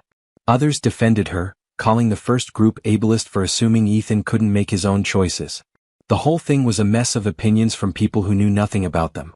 I'll have my lawyers send cease and desist letters, Ethan said. We can try to get the worst of it taken down. That'll just make it worse. Make us look guilty of something. Leah set her phone down, trying to calm her racing heart. I need to call the hospital. Make sure this doesn't affect my job. I'm so sorry. I should have protected you better. This isn't your fault. This is what happens when people think they're entitled to opinions about strangers' lives. But as she called her supervisor and assured her that the relationship was professional and wouldn't affect her work, Leah couldn't shake the feeling that everything was spiraling out of control. She'd wanted to keep her life private, separate from Ethan's world. Now the two were colliding in the worst possible way. Things got worse later that week when Ethan's brother, Kyle, showed up at his house unannounced. Leah was there helping Ethan prepare for a board meeting when Gerald showed Kyle into the office. Kyle Cross looked like an older, harder version of Ethan. Same features, but where Ethan's face held warmth and vulnerability, Kyle's held cold calculation. He wore an expensive suit and an expression that made Leah immediately dislike him. Ethan, Kyle said, barely glancing at Leah. We need to talk. About the company. Whatever you have to say, you can say in front of Leah. Kyle's gaze flicked over her dismissively. This is family business. She stays. Kyle sighed, clearly annoyed, but continued anyway. The board is concerned. Dad's concerned. You've been running the company from home for 2 years, barely making appearances, delegating everything. Some members think it's time for new leadership. Someone who can be there in person, who can handle the demands of the position. Someone like you? Ethan's voice was ice. I'm just delivering the message. But yes, I've been asked to consider taking over as CEO. Of course, you'd retain majority ownership. This is about operations, not ownership. This is about you wanting control of something you didn't build. The answer is no. Be reasonable, Ethan. You can't run a major tech company from your living room forever. You're not well enough. I'm paralyzed, not incompetent. There's a difference. The board doesn't see it that way. Neither does Dad. They want someone strong at the helm. Leah felt her hands clench into fists. The casual cruelty of Kyle's words, the implication that Ethan's disability made him weak, was infuriating. She was about to speak when Ethan held up a hand, stopping her. Tell the board I'll be at the next meeting. In person. And tell Dad that if he has concerns about my leadership, he can grow a spine and say them to my face instead of sending his other son to do his dirty work. Kyle's expression hardened. You're making a mistake. Pride will cost you everything. No. Pride is the only thing that's kept me from giving up entirely. Now get out of my house. After Kyle left, Ethan sat in tense silence, his jaw tight, his hands gripping his wheelchair armrests hard enough to turn his knuckles white. Hey, Leah said gently, kneeling beside his chair. You okay? I built that company from nothing. Worked 70-hour weeks, sacrificed everything to make it successful. And now because I can't walk, they think I'm not capable anymore. Like my brain stopped working when my legs did. They're wrong. You know that. Do I? Maybe they're right. Maybe I can't do this anymore. Stop. Right now. You're one of the smartest people I know. Your disability doesn't change that. If the board can't see it, that's their failure, not yours. Ethan looked up at her, his eyes red. I don't know if I have the energy to fight this. To prove myself all over again to people who are supposed to trust me. Then we fight it together. You're not alone in this anymore. Over the next 2 weeks they prepared. Leah helped Ethan organize his presentation for the board, highlighting every success his leadership had achieved in the last 2 years. Revenue was up 20%. Employee satisfaction scores were the highest they'd ever been. The education initiative had expanded to 12 new states. The company was thriving under his direction, regardless of where he physically sat. They practiced his speech until Ethan could deliver it in his sleep. Leah drilled him on potential questions, helped him anticipate objections, reminded him of his worth when doubt crept in. The day of the board meeting, Leah went with him. She waited outside the conference room while he faced his doubters, pacing the hallway and checking her phone every 30 seconds like that would make time move faster. 2 hours later, Ethan emerged. His face was exhausted but triumphant. They voted to keep me on as CEO. Unanimously after I reminded them that the company's success speaks for itself. Kyle was furious. Dad didn't even show up, which probably says more than any argument could have. Leah threw her arms around him, not caring that they were in a professional building, not caring who might see. I'm so proud of you. I couldn't have done it without you. Literally. You gave me the confidence to fight back. They went out for dinner to celebrate, a quiet restaurant where they could talk without being overheard. Ethan was lighter than Leah had seen him in weeks. The weight of the board's challenge finally lifted. Can I ask you something? He said over dessert. Of course. What Tasha said to you. About being taken advantage of. Does that worry you? That people will see our relationship that way? Leah considered her answer carefully. Sometimes. The tabloid article made it real, made me see how others might interpret what we have. But then I remember that we know the truth. Our relationship, whatever it becomes, is built on genuine care and respect. Other people's opinions don't change that. Even if those opinions affect your work, your reputation. My reputation is built on how I treat my patients, not who I date. Anyone who would judge me based on tabloid gossip isn't worth worrying about. Ethan reached across the table and took her hand. You're remarkable. You know that. I'm practical. There's a difference. No. You're remarkable. And I'm very lucky you decided to stay that first night. They finished dinner and drove back to Ethan's house. It had become routine now, Leah spending most of her free time there. Her apartment felt emptier every time she went home, like she was visiting a place she used to live rather than returning to her actual home. Stay tonight, Ethan said as they pulled into his driveway. I don't want to be alone after today. Okay. They spent the evening on the couch, watching a movie neither of them paid attention to. Leah was acutely aware of Ethan's arm around her shoulders, the warmth of his body beside hers, the comfortable silence that had become their default language. Somewhere around midnight, Ethan spoke. I talked to my therapist yesterday. About us. About my fears. What did she say? That I'm using my past trauma as an excuse not to fully invest in something good. That I keep waiting for you to leave because expecting abandonment feels safer than risking hope. And she's right. I've been holding back, keeping part of myself protected because I'm terrified. I'm terrified too, Leah admitted. Of getting too close, of being hurt, of losing myself and taking care of you. But being scared doesn't mean we're wrong. It just means we're being brave. My therapist said something else too. She said that if I keep treating our relationship like it's temporary, it will be. That I need to decide if I'm all in or all out, because this halfway commitment isn't fair to either of us. Leah turned to face him fully. What do you want? I want all in. I want to stop pretending this is just an arrangement. I want to call you my girlfriend and mean it. I want to build something real that lasts beyond 6 months. But only if that's what you want too. Her heart was pounding so hard she could feel it in her throat. I want that.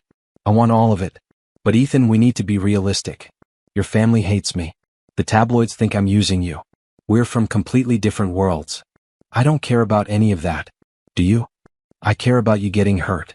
I care about making sure this is real and not just two lonely people clinging to each other because it's easier than being alone. Is that what you think this is? No, Leah said honestly. I think this is real. Messy and complicated and scary but real.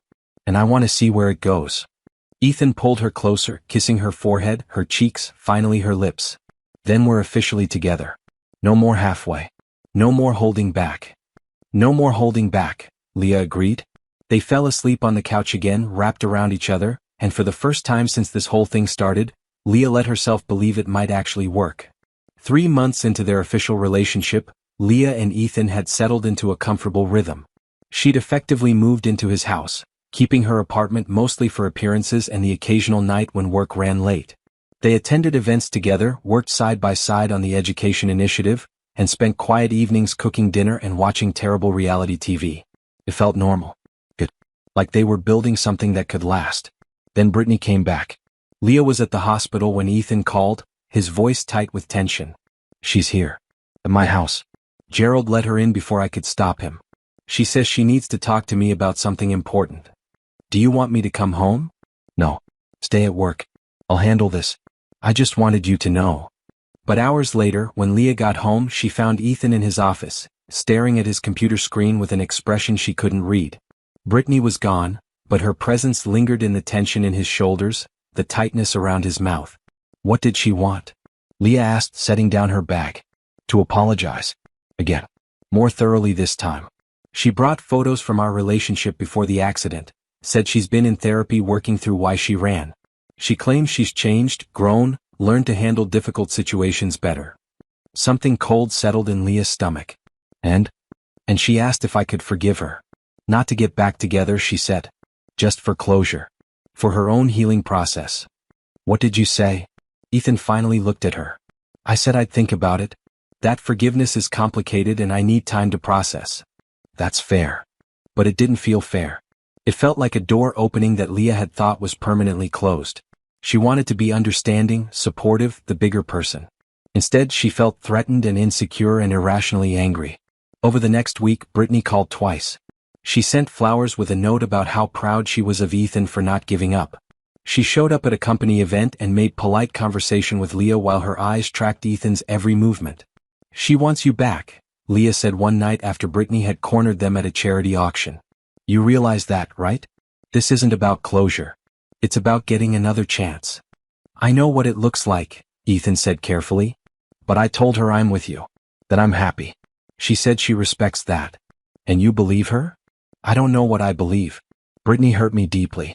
But she was also the woman I planned to marry. We had years together before the accident. That history doesn't just disappear. Leah felt like she'd been slapped. Are you seriously considering this? Considering her? I'm not considering anything. I'm just trying to process complicated feelings about someone who was important to me. She left you. When you needed her most, she walked away. Now she's back because you're successful again, because you've proven you're still worth something to the world. Don't you see that? Or maybe she's back because she genuinely regrets her choice and wants to make amends. People can change, Leah. Isn't that what you're always saying about your patients? That they deserve second chances. My patients didn't abandon someone they claimed to love when things got hard. They stared at each other across his living room, and Leah realized they were having their first real fight. The kind where actual hurt feelings and resentment bubbled up, where the careful politeness they usually maintained cracked under pressure. I'm not getting back together with her, Ethan said finally. But I think I need to at least hear her out properly. Give her a chance to fully apologize. Maybe have coffee or dinner where we can talk through what happened. Fine. Do whatever you need to do. Don't be like that. Like what? Understanding? Supportive? Sorry, but I'm having trouble being supportive of you having dinner with your ex-fiancé who wants you back. She doesn't want me back. She just wants closure. Keep telling yourself that. Leah grabbed her purse and headed for the door. Ethan called after her, but she didn't stop. She drove to her apartment, the one she'd barely stayed in for months, and collapsed on her bed, angry tears streaming down her face. She was being irrational. She knew that. Ethan had every right to seek closure with someone from his past. But the fear gnawing at her gut wouldn't quiet down. The fear that said Brittany was everything Leah wasn't. Polished, educated in the same circles, familiar with Ethan's world in ways Leah never would be. What if he realized he'd been settling? What if the history they shared was stronger than the connection he and Leah had built? Her phone buzzed with texts from Ethan. Apologies, reassurances, pleas to come back so they could talk. Leah ignored them all and cried herself to sleep. The next day, she went to work and threw herself into patient care with an intensity that made her coworkers ask if she was okay. She wasn't okay. She was hurt and scared and questioning everything about her relationship with Ethan. That evening, Ethan showed up at the hospital during her break. He waited in the cafeteria, and when Leah saw him sitting there in his wheelchair, looking exhausted and worried, her anger deflated. "I'm sorry," he said when she sat down across from him. "You're right. I wasn't thinking about how my seeing Brittany would affect you. I was only thinking about my own need for closure. I'm sorry too. For running away instead of talking it through. I canceled the dinner. I told Brittany that while I appreciate her apology, I don't think meeting up is a good idea. That I've moved on and I'm happy, and rehashing the past won't change anything." Relief flooded through Leah. "You didn't have to do that." "Yes, I did. Because you're more important than closure with someone who hurt me. You're my present and my future. Brittany is my past, and that's where she needs to stay." What did she say? She was disappointed. Said she hoped we could be friends. I told her that wasn't possible right now, maybe not ever, and she needed to respect that. Leah reached across the table and took his hand. "Thank you. I mean it, Leah. You're it for me. I'm not interested in anyone else. Not Brittany, not anyone. Just you." They reconciled, but the incident left a mark. Leah couldn't shake the feeling that she was competing with a ghost, with the memory of who Ethan used to be before the accident. And despite Ethan's reassurances, she caught him sometimes looking distant, thoughtful, like he was working through something he couldn't quite articulate. 2 weeks later, Brittany called Ethan one more time. Leah was there when he answered, putting it on speaker so there would be no secrets between them. "I know you said you didn't want to meet," Brittany's voice came through, smooth and persuasive. "But I'm leaving the country for a job opportunity in London. I'll be gone for at least 2 years. Before I go, I really need to see you one more time. Just to say goodbye properly." Ethan looked at Leah, a question in his eyes. She wanted to say no. Wanted to demand he hang up and block Brittany's number. But she also knew that if she did that, if she tried to control who he could talk to, their relationship would become something unhealthy. "Okay," Ethan said. "One dinner. Public place. Leah comes with me." There was a pause. "I was hoping we could talk alone. Those are my terms. Take them or leave them." "Fine. Tomorrow night? Romano's at 7? We'll be there." After he hung up, Leah felt sick. This is a mistake. Probably. But if I don't do this, if I don't let her say what she needs to say, it's going to hang over us forever. Better to face it now and be done with it. The next evening they arrived at Romano's, the same restaurant where Leah and Ethan had their first blind date. The irony wasn't lost on either of them. Brittany was already there, sitting at a corner table, looking stunning in a cream-colored dress. "Ethan," she said warmly, then with barely concealed coldness, "Leah?" They sat down and the awkwardness was immediate. Brittany kept trying to talk to Ethan about old memories, inside jokes, places they'd traveled together. Leah sat there feeling like an intruder in a conversation she was supposed to be part of. "I miss us," Brittany said eventually, her eyes locked on Ethan. "I miss who we were together. The plans we had. The life we were building." "That life doesn't exist anymore," Ethan said firmly. "I'm different now. You're different. We can't go back. But we could go forward. We could build something new together, something better. Ethan, I know I hurt you. I know I failed you when you needed me most. But I've spent 2 years regretting it, wishing I could take it back. Give me another chance. Please." The vulnerability in her voice was real. Leah could hear it. This wasn't just manipulation.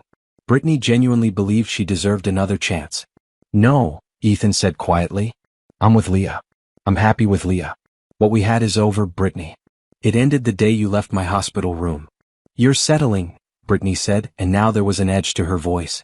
"You're with her because she was there when you were lonely, because she's safe and comfortable. But is that really what you want? Someone who pities you?" "Stop," Ethan's voice was ice. "Don't talk about Leah like that. I'm just saying what everyone else is thinking. Look at you two. You're from completely different worlds. She works as a nurse, you run a billion-dollar company. She has no idea how to navigate your life, your responsibilities. How long before you realize you need someone who can actually keep up?" Leah stood up, her hands shaking. "I think we're done here." "Leah, wait," Ethan started, but she was already walking away. She made it outside before the tears came. The valet brought her car and she drove aimlessly, Brittany's words echoing in her head. "You're settling. She pities you. Different worlds." How long before you realize? All the insecurities she'd been trying to ignore came flooding back. Maybe Brittany was right. Maybe Ethan did deserve someone from his world, someone polished and educated and comfortable in rooms where Leah still felt like an imposter. Her phone rang. Ethan. She let it go to voicemail. It rang again. And again. Finally she answered. Where are you? His voice was tight with worry. Driving. Pull over. Please. We need to talk. I don't know what there is to say. She's right, isn't she? We're from different worlds. I'm a nurse who can barely afford rent, you're a billionaire Texio. What are we even doing? We're building a life together. That's what we're doing. Brittany is wrong. About everything. You don't pity me, you see me. You challenge me and support me and make me want to be better. She never did that. She loved the idea of me, the successful tech guy who could give her a fancy life. You love me for who I actually am. How do you know that? How do you know I'm not just here because you saved me from drowning in debt? Because I know you. I know your heart. And I know that what we have is real. Please come back. Let's talk this through properly. Leah pulled into a parking lot and sat there, crying while Ethan stayed on the phone with her. Not pushing, not demanding, just being present. I'm scared, she finally admitted. I'm scared that 6 months from now, a year from now, you're going to wake up and realize you made a mistake. That you're going to resent me for not being enough. And I'm scared that you're going to realize taking care of me is too much work and you're going to leave like everyone else did. We're both scared, Leah. But being scared doesn't mean we're wrong for each other. It just means we're being honest about how much we have to lose. What do we do now? You come home. We forget about Brittany and her toxic opinions. And we keep building what we have, one day at a time. Leah drove back to Ethan's house. He was waiting by the door, and when she got out of the car, he rolled toward her and pulled her into his arms. I'm sorry, she said into his shoulder. For running. For doubting us. I'm sorry for putting you in that situation. I should have met her alone or not at all. Bringing you was cruel, even if I didn't mean it to be. They went inside and talked for hours. About their fears, their insecurities, the ways they needed to support each other better. It was raw and painful and necessary. And by the time the sun came up, Leah felt something shift. The foundation they'd built felt stronger somehow, tested by fire and proven solid. Brittany had tried to drive a wedge between them and failed. That had to mean something. I love you, Ethan said as they lay in his bed, exhausted from talking. I should have said it sooner. I love you, Leah Richardson. Not because you stayed when others left. Not because you're convenient or safe.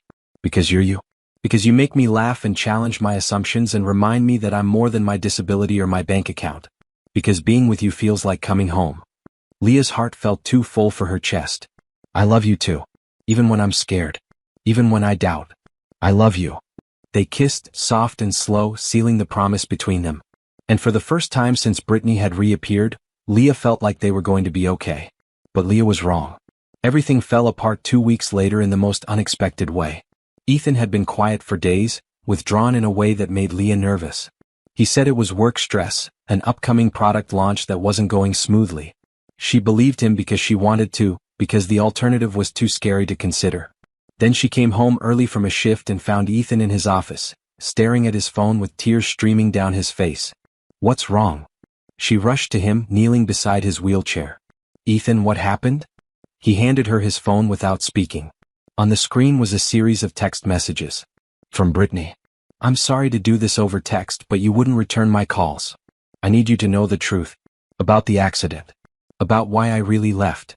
Leah scrolled down, her stomach sinking with each line. Your brother Kyle paid me. After the accident, when you were still in the hospital, he offered me $500,000 to leave you. He said you'd be too focused on recovery to run the company properly, that someone needed to take over, and having a fiancé and family obligations would complicate things. He wanted you isolated, vulnerable, desperate enough to hand over control. I took the money. I'm not proud of it, but I took it. And I left you when you needed me most because I was greedy and stupid and cruel. But seeing you with Leah, seeing you happy, made me realize what I gave up. I don't expect forgiveness. I just needed you to know the truth before I left the country. Your brother manipulated both of us. And I'm sorry. I'm so sorry. Leah looked up at Ethan. His face was devastated, broken in a way she'd never seen before. Kyle paid her to leave me, he said, his voice hollow. My own brother orchestrated my abandonment so he could take over my company. And Brittany took the money and ran. Everyone I trusted, everyone I thought cared about me, they all just saw me as something to use.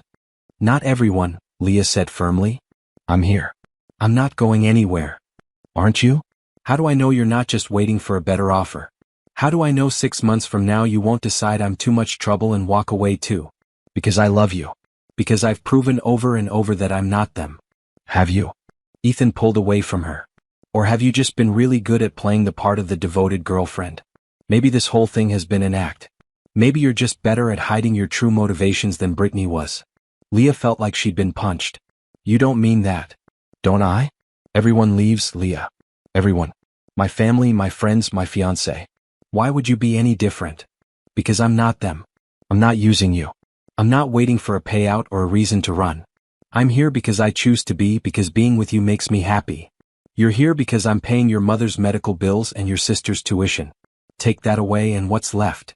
How dare you? Leah stood up, her hands shaking. How dare you reduce what we have to a transaction? I stayed that first night before there was any money involved. I came back for coffee because I wanted to see you again. I fell in love with you despite the complications, not because of what you could give me. Did you? Or did you fall in love with financial security and convince yourself it was me? You're being cruel because you're hurt. I understand that.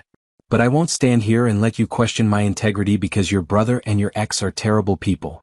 Ethan's laugh was bitter. Maybe I'm the terrible person. Maybe I'm so desperate for connection that I'll pay anyone to pretend to care. Maybe our whole relationship has been me buying companionship and you providing it like any good employee. Stop it. Right now. What? Because the truth hurts? Because you don't like being reminded that our relationship started as a business arrangement. It started that way, Leah said, fighting back tears. But it became something real. Something beautiful. Don't let your pain destroy that. It was never real. I see that now. You were hired help who was good at her job. That's all. The words hit her like physical blows. Leah stared at him, this man she loved, and saw only a stranger. Someone so consumed by hurt that he was lashing out at the one person who'd stood by him. Fine, she said quietly. If that's what you believe, then there's nothing more to say. I'll pack my things and leave. You can go back to being alone, since that's clearly what you want. Leah, wait, Ethan's voice cracked and she heard the desperation underneath the anger. But she couldn't stay. Couldn't stand there and be accused of being just like everyone who'd hurt him. She went to the bedroom they'd been sharing and threw her clothes into bags. Ethan followed, calling her name, apologizing, begging her not to leave. But Leah couldn't hear him over the roaring in her ears, the pain of his words echoing in her head. Please, he said, and now he was crying openly. Please don't go. I didn't mean it. I'm sorry. I'm so sorry. I'm just hurt and scared and I'm taking it out on you because you're safe. Because I know you'll forgive me. Please forgive me. Leah turned to face him, her own tears streaming down her face. I can't be your punching bag, Ethan. I can't be the person you hurt when you're in pain just because you know I'll take it. That's not love. That's not a relationship. That's abuse. I know. You're right. I'm sorry. Please just stay. We can work through this. How? How do we work through you fundamentally not trusting me? Not believing that I'm here for the right reasons. I do trust you. I do believe in us. I was just lashing out because finding out about Kyle and Brittany destroyed me. But I know you're different. I know what we have is real. Do you? Because 5 minutes ago you said it was all fake. That I'm just hired help. You can't take that back, Ethan. You can't unsay words like that. She grabbed her bags and headed for the door. Ethan followed, desperate, broken. Leah, please. I love you. Don't leave me. Everyone leaves me. Please don't be another person who leaves. You're pushing me away and then begging me to stay. You can't have it both ways. She stopped at the door, turning back one more time. I love you. I really do. But I can't be with someone who doesn't trust me. Who thinks so little of me that he'd accuse me of using him. Fix yourself, Ethan. Figure out what you actually want. And maybe, if you decide it's me, if you decide to truly believe in us, we can try again. But right now, I need space. She walked out and this time she didn't look back. The drive to her apartment was a blur of tears and pain. Leah barely remembered parking, barely remembered climbing the stairs to her door. Rachel was inside and she took one look at Leah's face and pulled her into a hug. What happened? Leah told her everything. About Brittany's confession, about Kyle's betrayal, about Ethan's accusations and the terrible things he'd said. Rachel listened, her expression growing angrier with each detail. He's an idiot, she said when Leah finished. He's hurt and broken and he took it out on you because he knew you'd be there to absorb it. That's not okay. I know. But I also know he's in pain. His brother orchestrated his abandonment. His ex-fiancée took money to leave him. Everyone he trusted betrayed him. How is he supposed to believe in anyone after that? By recognizing that you're not them. By seeing all the times you've proven yourself. By trusting the evidence instead of giving in to fear. Leah collapsed on her old couch, the one that was lumpy and worn but familiar. Maybe we moved too fast. Maybe 6 months wasn't enough time to build the foundation we needed. Or maybe he needs to work through his trauma before he can be in a healthy relationship with anyone. Her phone rang. Ethan. She let it go to voicemail. It rang again. And again. Finally she turned it off. She needed space. Needed time to think without his voice in her ear, his apologies clouding her judgment. What they had was real. She knew that. But was it strong enough to survive this? Strong enough to overcome his fundamental inability to trust? Leah didn't know. And that terrified her more than anything. 4 days passed. 4 days of Leah throwing herself into work, of avoiding her phone, of pretending her heart wasn't breaking. Monica came by with wine and comfort. Tasha called daily with encouragement and a few choice words about what she'd like to say to Ethan. Rachel hovered like a protective mother hen, making sure Leah ate and slept and didn't completely fall apart. But Leah was falling apart anyway. Because despite everything, despite the hurt and the accusations and the fundamental breakdown of trust, she still loved him. Still thought about him constantly. Still reached for her phone to text him about something funny or interesting before remembering they weren't talking. On the 5th day, Gerald showed up at her apartment. "Miss Richardson," he said when she opened the door. "I hope I'm not intruding. May I come in?" Leah let him in, curious despite herself. Gerald looked tired, worried in a way she'd never seen him before. "He's not well," Gerald said without preamble. "Mr. Cross. Since you left, he's barely eaten, barely slept. He's not answering calls from the company. He just sits in his office staring at nothing. Why are you telling me this? Because I've worked for Ethan for 8 years. I've seen him at his best and his absolute worst. And I've never seen him as devastated as he is right now. You're the best thing that's ever happened to him, Miss Richardson. What he said to you was unforgivable. But losing you might actually break him. He pushed me away. He accused me of using him, of being just like everyone else who hurt him. How am I supposed to come back from that? I'm not asking you to come back. I'm asking you to listen. To hear what he's been processing since you left. He spent the last 5 days in therapy, working through everything with his counselor. He knows he was wrong. He knows he hurt you. But he's terrified you'll never speak to him again." Leah closed her eyes. "What does he want from me? To apologize. Properly. To explain what was going through his mind, not to excuse it but to help you understand. And then to let you decide if there's any path forward. I need to think about it. Of course. But Miss Richardson? For what it's worth, I've never seen him love anyone the way he loves you. Not even Brittany. What you two have is rare. It would be a shame to let fear destroy it." After Gerald left, Leah sat alone in her apartment for a long time. She thought about everything they'd built together. The quiet mornings drinking coffee. The late nights talking about nothing and everything. The way Ethan looked at her like she was precious and rare. The way he made her laugh even on her worst days. She thought about his face when he'd read Brittany's confession. The devastation, the betrayal, the absolute destruction of his ability to trust anyone. She thought about how scared he must have been in that moment, how isolated and alone. It didn't excuse what he'd said, but it helped her understand it. That evening she texted him. "I'm willing to talk, but not at your house. Somewhere neutral."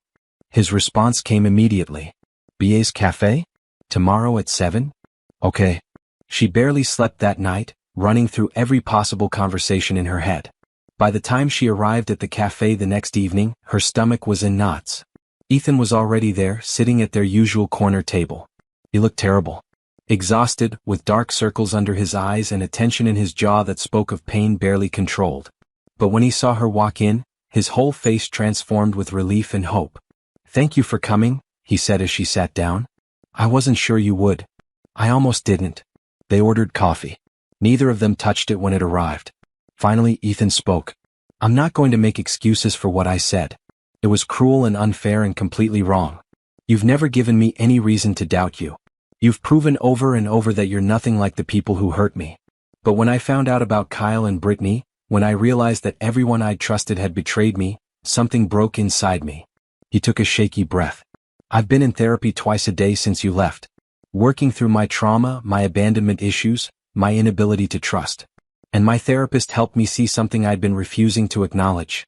I've been waiting for you to leave. Expecting it even. Because if I expect it, if I prepare for it, then it won't hurt as much when it happens. But I wasn't leaving, Leah said quietly. I was there. I was staying. I know. And that terrified me more than anything. Because the longer you stayed, the more I had to lose. So when I found out about the betrayal, my brain went into protection mode. It tried to push you away before you could hurt me, tried to prove that I was right to never trust anyone. You succeeded. You pushed me away. I know. And I'm sorry. More sorry than I can possibly express. You deserved better than that. You deserved a partner who trusted you, who believed in what we had, who didn't lash out when he was hurt. Leah wrapped her hands around her coffee cup, needing something to hold on to. What you said hurt me deeply. Not just the words, but the fact that after everything we'd been through, you still saw me as someone who was using you. That you could so easily reduce our relationship to a transaction. I was wrong. Completely, fundamentally wrong. Our relationship stopped being a transaction the moment you sat down at Romano's that first night and chose to stay. Everything since then has been real. Our connection, our love, our partnership. All of it real. How do I know you won't do this again? The next time you're hurt or scared, how do I know you won't push me away and accuse me of being like everyone else? You don't, Ethan said honestly. I can't promise I'll never hurt you again. I'm still learning how to be in a healthy relationship after years of trauma and isolation. But I can promise that I'm working on it. That I'm committed to therapy, to understanding my patterns, to communicating better instead of lashing out. He reached across the table, stopping just short of touching her hand. I can promise that I love you. Really truly love you. Not because you stayed when others left. Not because you helped me navigate my disability. But because you're smart and kind and funny and you challenge me to be better. Because you see me as a whole person, not just a collection of problems to solve. Because being with you feels like the best version of myself. Tears were streaming down Leah's face. I love you too.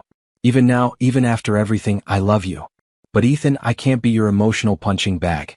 I can't be the person you hurt when you're in pain. I know. And I'm not asking you to be. I'm asking for a chance to prove that I can be better. That I can be the partner you deserve. But only if you want to give me that chance. If you don't, if you need to walk away for your own well-being, I'll understand. I'll support that decision even though it will destroy me. Leah looked at him across the table. At the man who'd become her best friend, her partner, her love. The man who'd made terrible mistakes but was genuinely trying to fix them. The man who was broken but healing, who was scared but brave enough to admit it. I need conditions, she said finally. If we're going to try again, we need boundaries. Anything. Name them. First, you continue therapy. Regularly. Not just when things are bad, but ongoing work to process your trauma and learn healthier coping mechanisms. Agreed. I've already committed to twice weekly sessions for the next 6 months. Second, when you're hurting or scared or feeling insecure, you tell me. You don't lash out, you don't push me away. You communicate what you're feeling and we work through it together. Agreed. Though I need you to be patient with me while I learn how to do that. It's not natural for me to be vulnerable. I will be. But you have to actually try. I will. I promise. Third, we rebuild trust slowly. We don't rush back into where we were. We take time to reconnect, to remember why we worked together, to establish a healthier foundation. However long it takes. I'll wait as long as you need. Leah took a deep breath. And finally, you believe me when I say I love you. You trust that I'm here because I choose to be, not because of money or obligation. You have to actually believe in us, Ethan. Because if you can't, if you're always going to doubt my motivations, then we'll never work. I believe in us, Ethan said, and his voice was strong, certain. I believe in you. I believe that what we have is real and worth fighting for. And I'm going to spend every day proving to you that your trust isn't misplaced. Leah finally reached across the table and took his hand. The contact was electric, familiar, like coming home after a long journey. Okay, we'll try again. Slowly. Carefully. But we try. Relief and joy flooded Ethan's face. He brought her hand to his lips, kissing her knuckles gently. Thank you. For not giving up on me. For giving me another chance. I won't waste it. They talked for 3 more hours, working through everything that had happened, discussing boundaries and expectations and how to handle difficult moments better. It was exhausting and emotional and necessary. When they finally left the cafe, Ethan asked, "Can I drive you home?" "To my apartment." "Not yours." "Not yet." "Of course." In the car, as the driver navigated through evening traffic, Ethan turned to her. I almost forgot. I took care of something. Kyle is no longer part of the company. The board voted to remove him after I presented evidence of his manipulation. He's also facing legal consequences for his actions. And I've cut contact with my father, who apparently knew about Kyle's payment to Brittany and said nothing. How do you feel about that? Lighter. Like I finally cut out the toxic parts of my life that were holding me back. It's just me and Gerald now. And hopefully you when you're ready.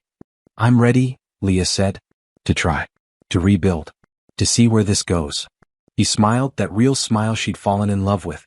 One day at a time? One day at a time. Over the next few weeks, they dated like they were starting fresh. Coffee dates, dinners at quiet restaurants, long walks where Ethan used his chair and Leah walked beside him. They talked about everything. Childhood memories, dreams for the future, fears and insecurities they'd never fully shared before.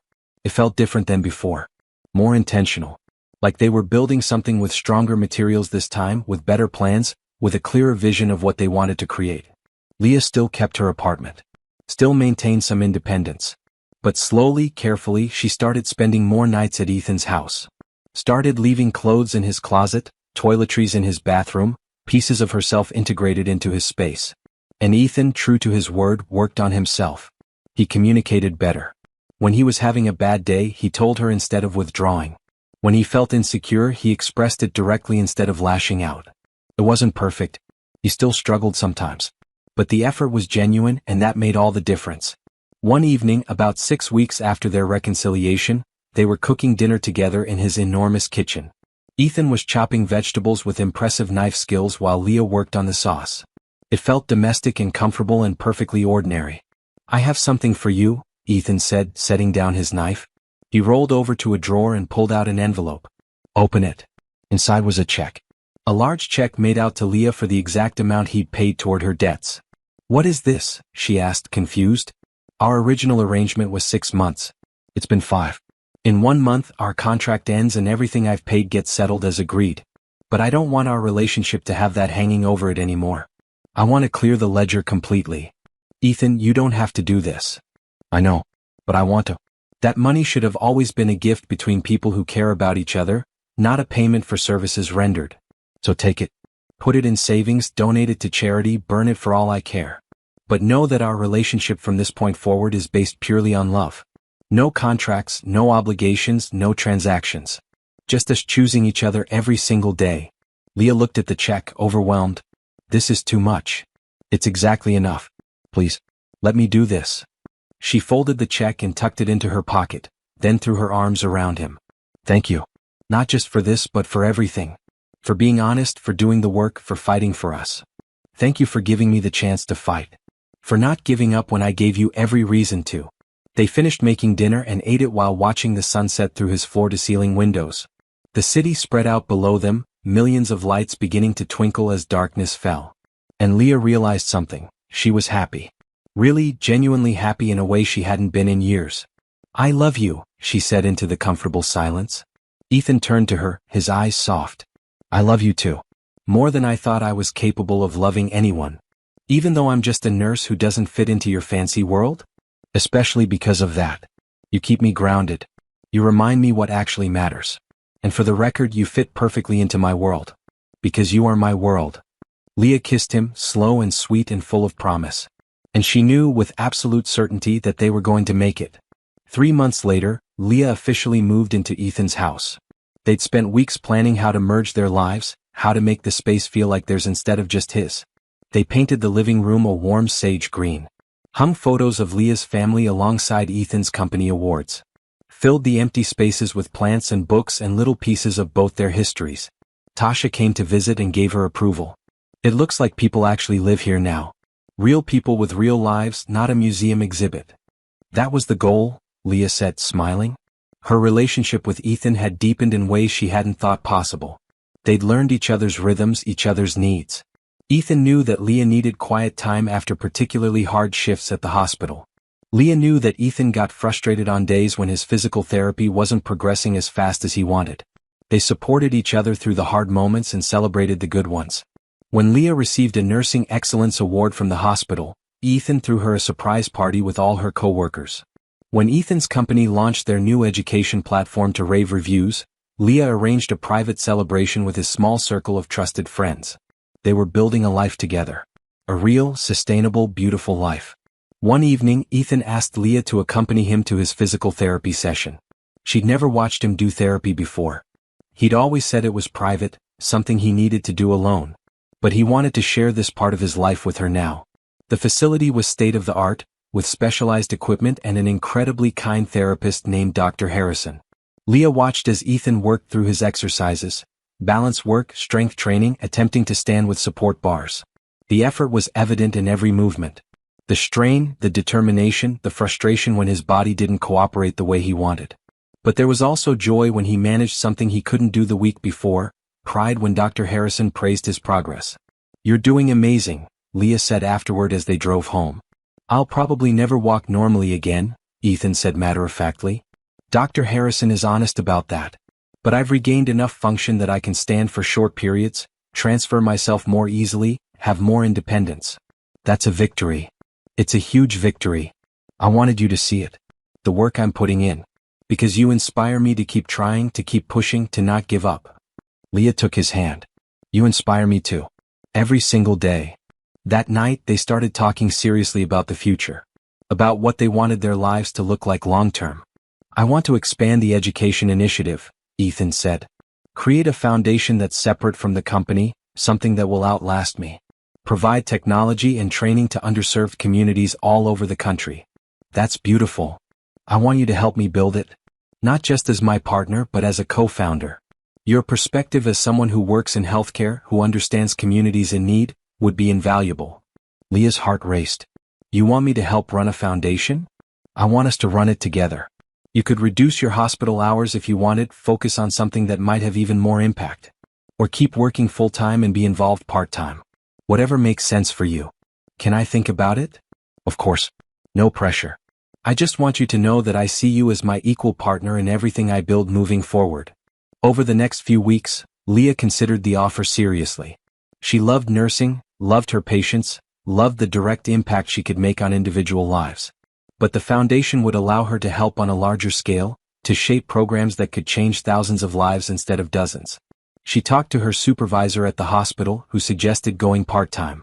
3 shifts a week instead of 5, leaving time for foundation work while keeping her connected to patient care. It was perfect. Leah accepted Ethan's offer, and they began the work of building the foundation together. They chose a name, the Second Chances Foundation. Because everyone deserved a second chance, whether it was access to education, recovery from setbacks, or rebuilding after loss. The work was exciting and exhausting. They interviewed potential staff, set up programs, traveled to different cities to meet with community leaders and identify needs. Leah discovered she was good at this work, good at seeing what communities needed and figuring out how to deliver it. And working alongside Ethan every day strengthened their relationship in ways she hadn't expected. They were true partners now, building something meaningful together. 6 months after Leah moved in, Ethan asked her to come to the garden one evening. It had become her favorite part of the house, a beautifully landscaped space with flowers and trees and a small pond. She'd spent hours there reading, thinking, finding peace. When she walked outside, she found the garden lit with hundreds of tiny lights strung through the trees. Soft music played from hidden speakers. And Ethan was there, dressed in his best suit, looking nervous and hopeful and absolutely beautiful. "What's all this?" Leah asked, her heart already knowing the answer. "Leah Richardson," Ethan said, his voice shaking slightly. 2 years ago I was ready to give up. On life, on happiness, on the possibility that anything good could happen again. Then you walked into Romano's in a borrowed dress and saw me. Not my wheelchair, not my money, not my disability. Just me." He pulled a small box from his pocket and opened it. Inside was a ring, a deep green emerald surrounded by small diamonds, elegant and unique and absolutely perfect. "You taught me that love isn't about being perfect or having all the answers. It's about showing up every day and choosing each other. About being honest even when it's hard. About building something together that's stronger than what either of us could create alone." Tears were already streaming down Leah's face. "I love you more than I knew it was possible to love someone. You're my partner, my best friend, the person who makes every day worth living. Will you marry me?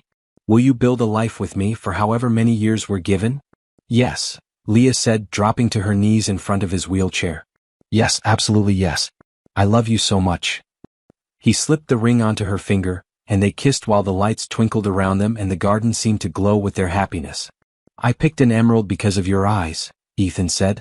They're not quite green, but they have these flecks of it when you're happy. I wanted something unique, something that reminded me of you. It's perfect. Everything is perfect. They sat in the garden for hours, making plans and dreaming about their future. A small wedding, just close friends and family.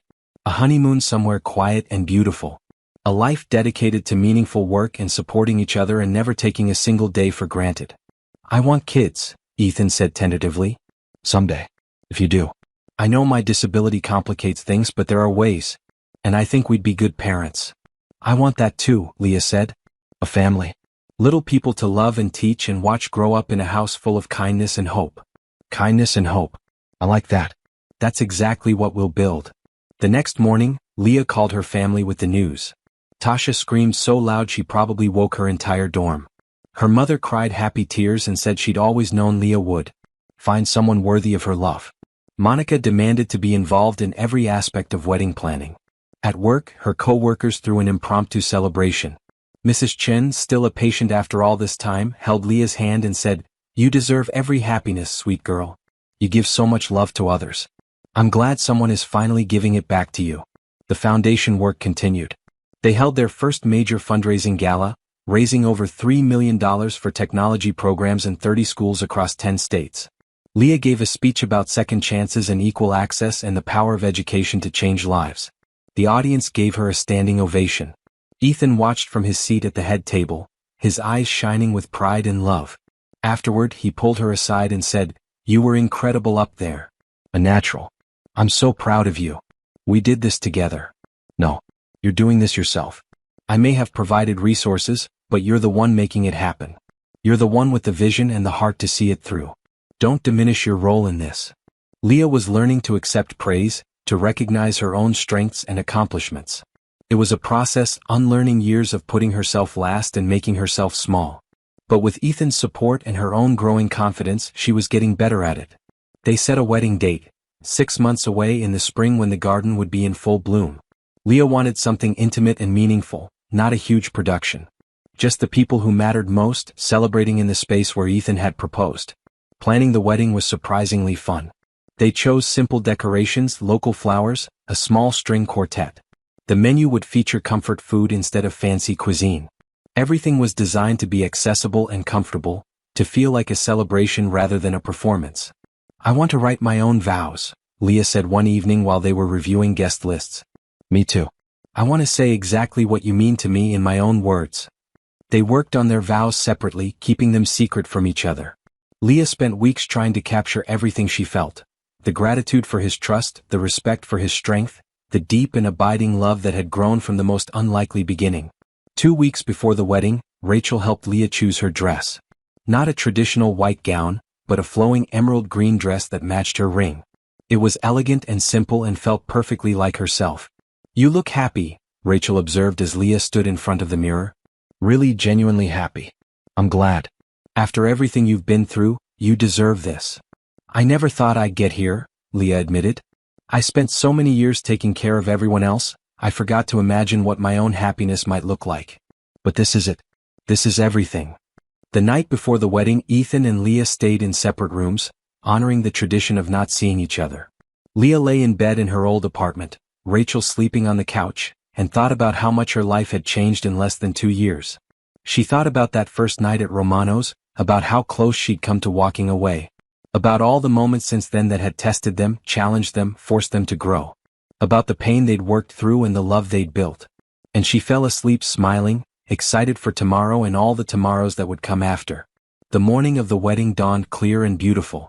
Spring sunshine poured through the windows of Ethan's house, illuminating the garden where white chairs were arranged in neat rows, where flowers bloomed in every color, where everything was ready for the celebration to come. Leah got ready in one of the guest rooms with Tasha, Rachel, and Monica. They laughed and cried and told stories while doing hair and makeup. Her mother arrived mid-morning, looking healthier than she had in years. The stroke's effects finally faded to almost nothing. "You look beautiful, baby," her mother said, tears streaming down her face. "Just beautiful. Your daddy would be so proud." "I wish he could be here," Leah said, her own tears threatening to ruin her makeup. He is here.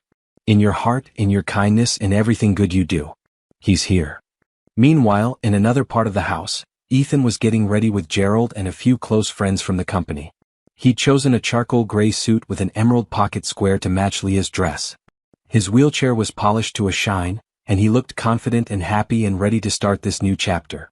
Nervous? Gerald asked as he helped Ethan with his tie. Terrified. But in a good way. In an excited way. She's good for you. The best thing that ever happened to you. I know. I'm the luckiest man alive. At 3 o'clock the guests began to arrive. 50 people total. Leah's family and friends, Ethan's small circle of trusted companions, colleagues from the foundation, a few of Leah's favorite patients who'd become like family. Patricia Wu from the company. Dr. Harrison, Ethan's physical therapist. People who mattered, people who'd supported them, people who understood the journey that had brought them to this moment. The ceremony was set to begin at 4. At 3:55, Leah stood at the back of the garden with her mother, who would walk her down the aisle. Through the French doors she could see the guests settling into their seats, see the string quartet preparing to play, see Ethan waiting at the front with the officiant. Ready? Her mother asked. More than ready. The music started, a beautiful rendition of Canon in D. Tasha went first as maid of honor, radiant in a soft blue dress. Then it was Leah's turn. She stepped into the garden on her mother's arm and everything else fell away. The guests, the decorations, the flowers. All she could see was Ethan, sitting at the front in his wheelchair, his face transforming with joy and love as he watched her walk toward him. This was it. This was everything. When she reached the front, her mother kissed her cheek and sat down. Leah took her place beside Ethan, taking his hands in hers. The officiant began to speak about love and commitment and the journey these two people had shared. But Leah barely heard it. She was too focused on Ethan's eyes, on the way he was looking at her like she was the answer to every question he'd ever asked. Then it was time for vows. Ethan went first. Leah, 2 years ago I was a man who'd given up. I'd lost my mobility, my confidence, my faith in humanity. I was convinced that my life was over, that nothing good would ever happen again. Then you sat down across from me at a restaurant and stayed. Not because you pitied me. Not because you were obligated. But because you saw something in me worth knowing. His voice was strong, steady, filled with emotion but not overcome by it. You taught me that strength isn't about walking or running or being physically perfect. It's about showing up, being honest, choosing love even when it's scary. You taught me to trust again, to hope again, to believe that I deserve good things. Every day with you is a gift I never thought I'd receive. He took a shaky breath. I promise to be worthy of your love. To communicate honestly, to support your dreams, to never take you for granted. I promise to keep working on myself, to keep growing, to be the partner you deserve. I promise to love you through easy days and hard days, through celebrations and challenges, through everything life throws at us. You're my home, Leah. And I'm so grateful I get to build a life with you. There wasn't a dry eye in the garden. Leah squeezed his hands, tears streaming down her own face. Then it was her turn. Ethan, when I met you, I was a woman who'd forgotten to dream for herself. I spent so much time taking care of everyone else that I'd lost sight of my own needs, my own desires, my own right to happiness. You reminded me that I'm allowed to want things. Allowed to be loved. Allowed to build a life that's mine. She smiled through her tears. You make me laugh. You challenge my assumptions. You support my work and celebrate my victories like they're your own. You've never made me feel small or less than or like I should be grateful just to be in your presence. You treat me as an equal partner in everything, and that's the greatest gift anyone has ever given me. I promise to love you exactly as you are. Not despite your wheelchair but including it because it's part of your story and your story is beautiful. I promise to be honest even when it's hard. To communicate instead of withdrawing. To fight for us when things get difficult because relationships worth having are worth working for. I promise to dream with you, to build with you, to create a life filled with kindness and hope and love. You're my best friend, my partner, my home. And I can't wait to spend the rest of my life with you. The officiant was crying too. Pretty much everyone was crying. But they were happy tears, joyful tears, tears that celebrated the love these two people had found against all odds. By the power vested in me, the officiant said, his voice thick with emotion, I now pronounce you husband and wife. Ethan, you may kiss your bride. Ethan pulled Leah down and kissed her, deep and sweet and full of promise. The guests erupted in applause and cheers. And when they pulled apart, both were beaming, radiant with happiness. They rolled back down the aisle together, Leah's hand on Ethan's shoulder, waving to their guests. The reception was held right there in the garden, with round tables set up under the trees, string lights creating a magical glow as the sun began to set. Dinner was served, comfort food that made everyone happy. Tasha gave a speech about how stubborn her sister was and how glad she was that Ethan was even more stubborn. Gerald spoke about watching Ethan transform from a man who'd given up to someone full of life and purpose. Monica apologized again for the whole blind date setup and thanked them for proving that sometimes the craziest plans work out. When it was time for the first dance, the DJ played their song, A Thousand Years by Christina Perri. Ethan had been working on his standing for months in physical therapy, preparing for this moment. With Leah's support and his determination, he stood from his wheelchair and held her close as they swayed to the music. He could only stand for about 2 minutes before needing to sit again, but those 2 minutes were perfect. Absolutely perfect. The guests watched in awed silence, witnessing not just a dance but a testament to perseverance and love and refusing to let limitations define you. I love you, Ethan whispered in her ear. I love you too. Forever. The party continued late into the night. People danced and laughed and celebrated. Leah's mother told embarrassing stories about Leah as a child. Ethan's physical therapist congratulated him on his progress. Patricia Wu cornered them both to talk about expansion plans for the foundation. Around midnight, Leah and Ethan snuck away to a quiet corner of the garden. They sat together on a bench, Ethan's wheelchair beside them, and looked up at the stars. We did it, Leah said. We actually did it. We did. And it was perfect. What do you think comes next?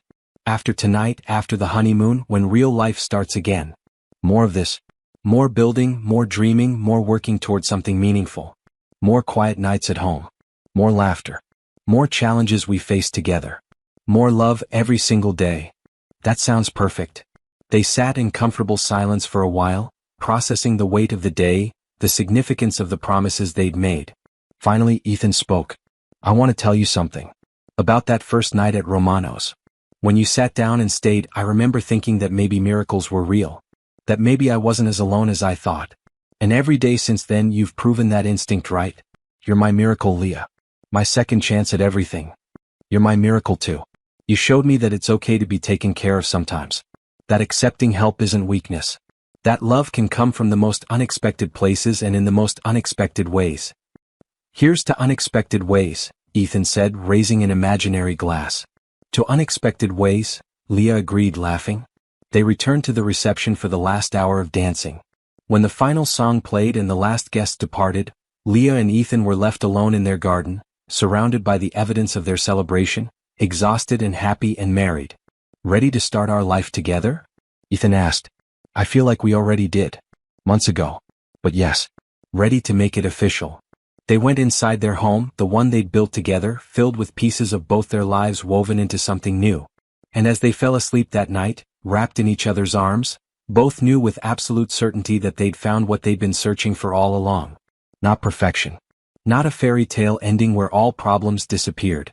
But something better. A real partnership built on honesty and trust and the willingness to keep showing up for each other, day after day, through whatever came next.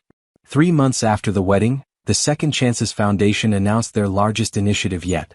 A nationwide program providing technology, training, and mentorship to students with disabilities. It was Leah's idea, inspired by watching Ethan navigate a world not built for people like him. The program was a massive success. Within a year, they'd helped over 5,000 students access adaptive technology and educational opportunities they'd previously been denied. The impact was measurable, significant, and deeply meaningful.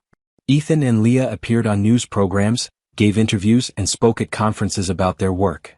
They used their platform to advocate for accessibility, for inclusion, for seeing people beyond their limitations. And they did it together as equal partners, amplifying each other's voices and celebrating each other's contributions.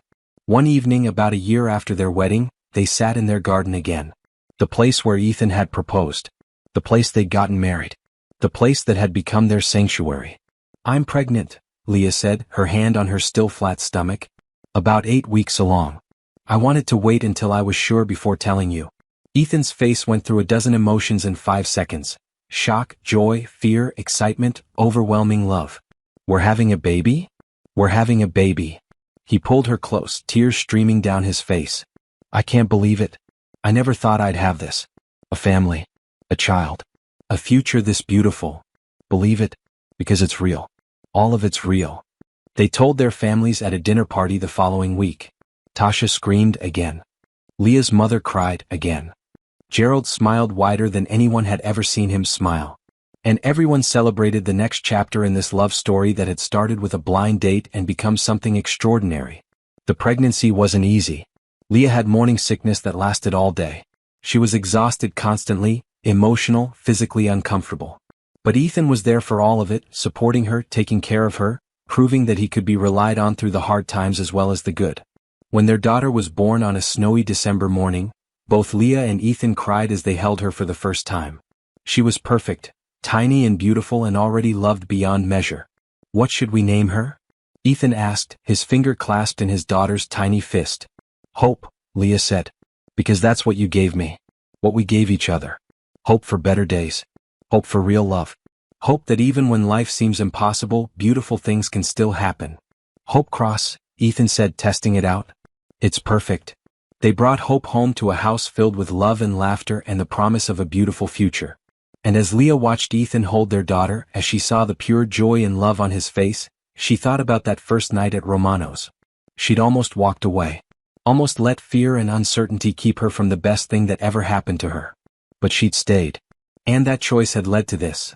A family, a partnership, a life beyond anything she'd dared to dream. Thank you, she whispered to Ethan one night as they watched Hope sleep in her crib. For what? For not giving up. For fighting for us. For being exactly who you are. Thank you for seeing me. For staying. For loving me enough to work through the hard parts. Always, Leah promised. Through every hard part and every beautiful part. Always. And she meant it. Because love wasn't about perfect moments or easy choices. It was about showing up, being honest, and choosing each other every single day. It was about building something together that was stronger than what either could create alone. It was about kindness and hope and refusing to let fear win. And that was exactly what they would teach their daughter as she grew up in a house full of love. That life would be hard sometimes, that people would disappoint her sometimes, that she'd face challenges that seemed insurmountable. But if she led with kindness, held on to hope, and loved with her whole heart, beautiful things could happen. Have you ever been in a relationship where trust had to be rebuilt from the ground up? What did you learn about love and forgiveness? Drop a comment below and subscribe to see more stories about second chances and the power of choosing love, even when it's scary. What would you have done in Leah's position when Ethan pushed her away?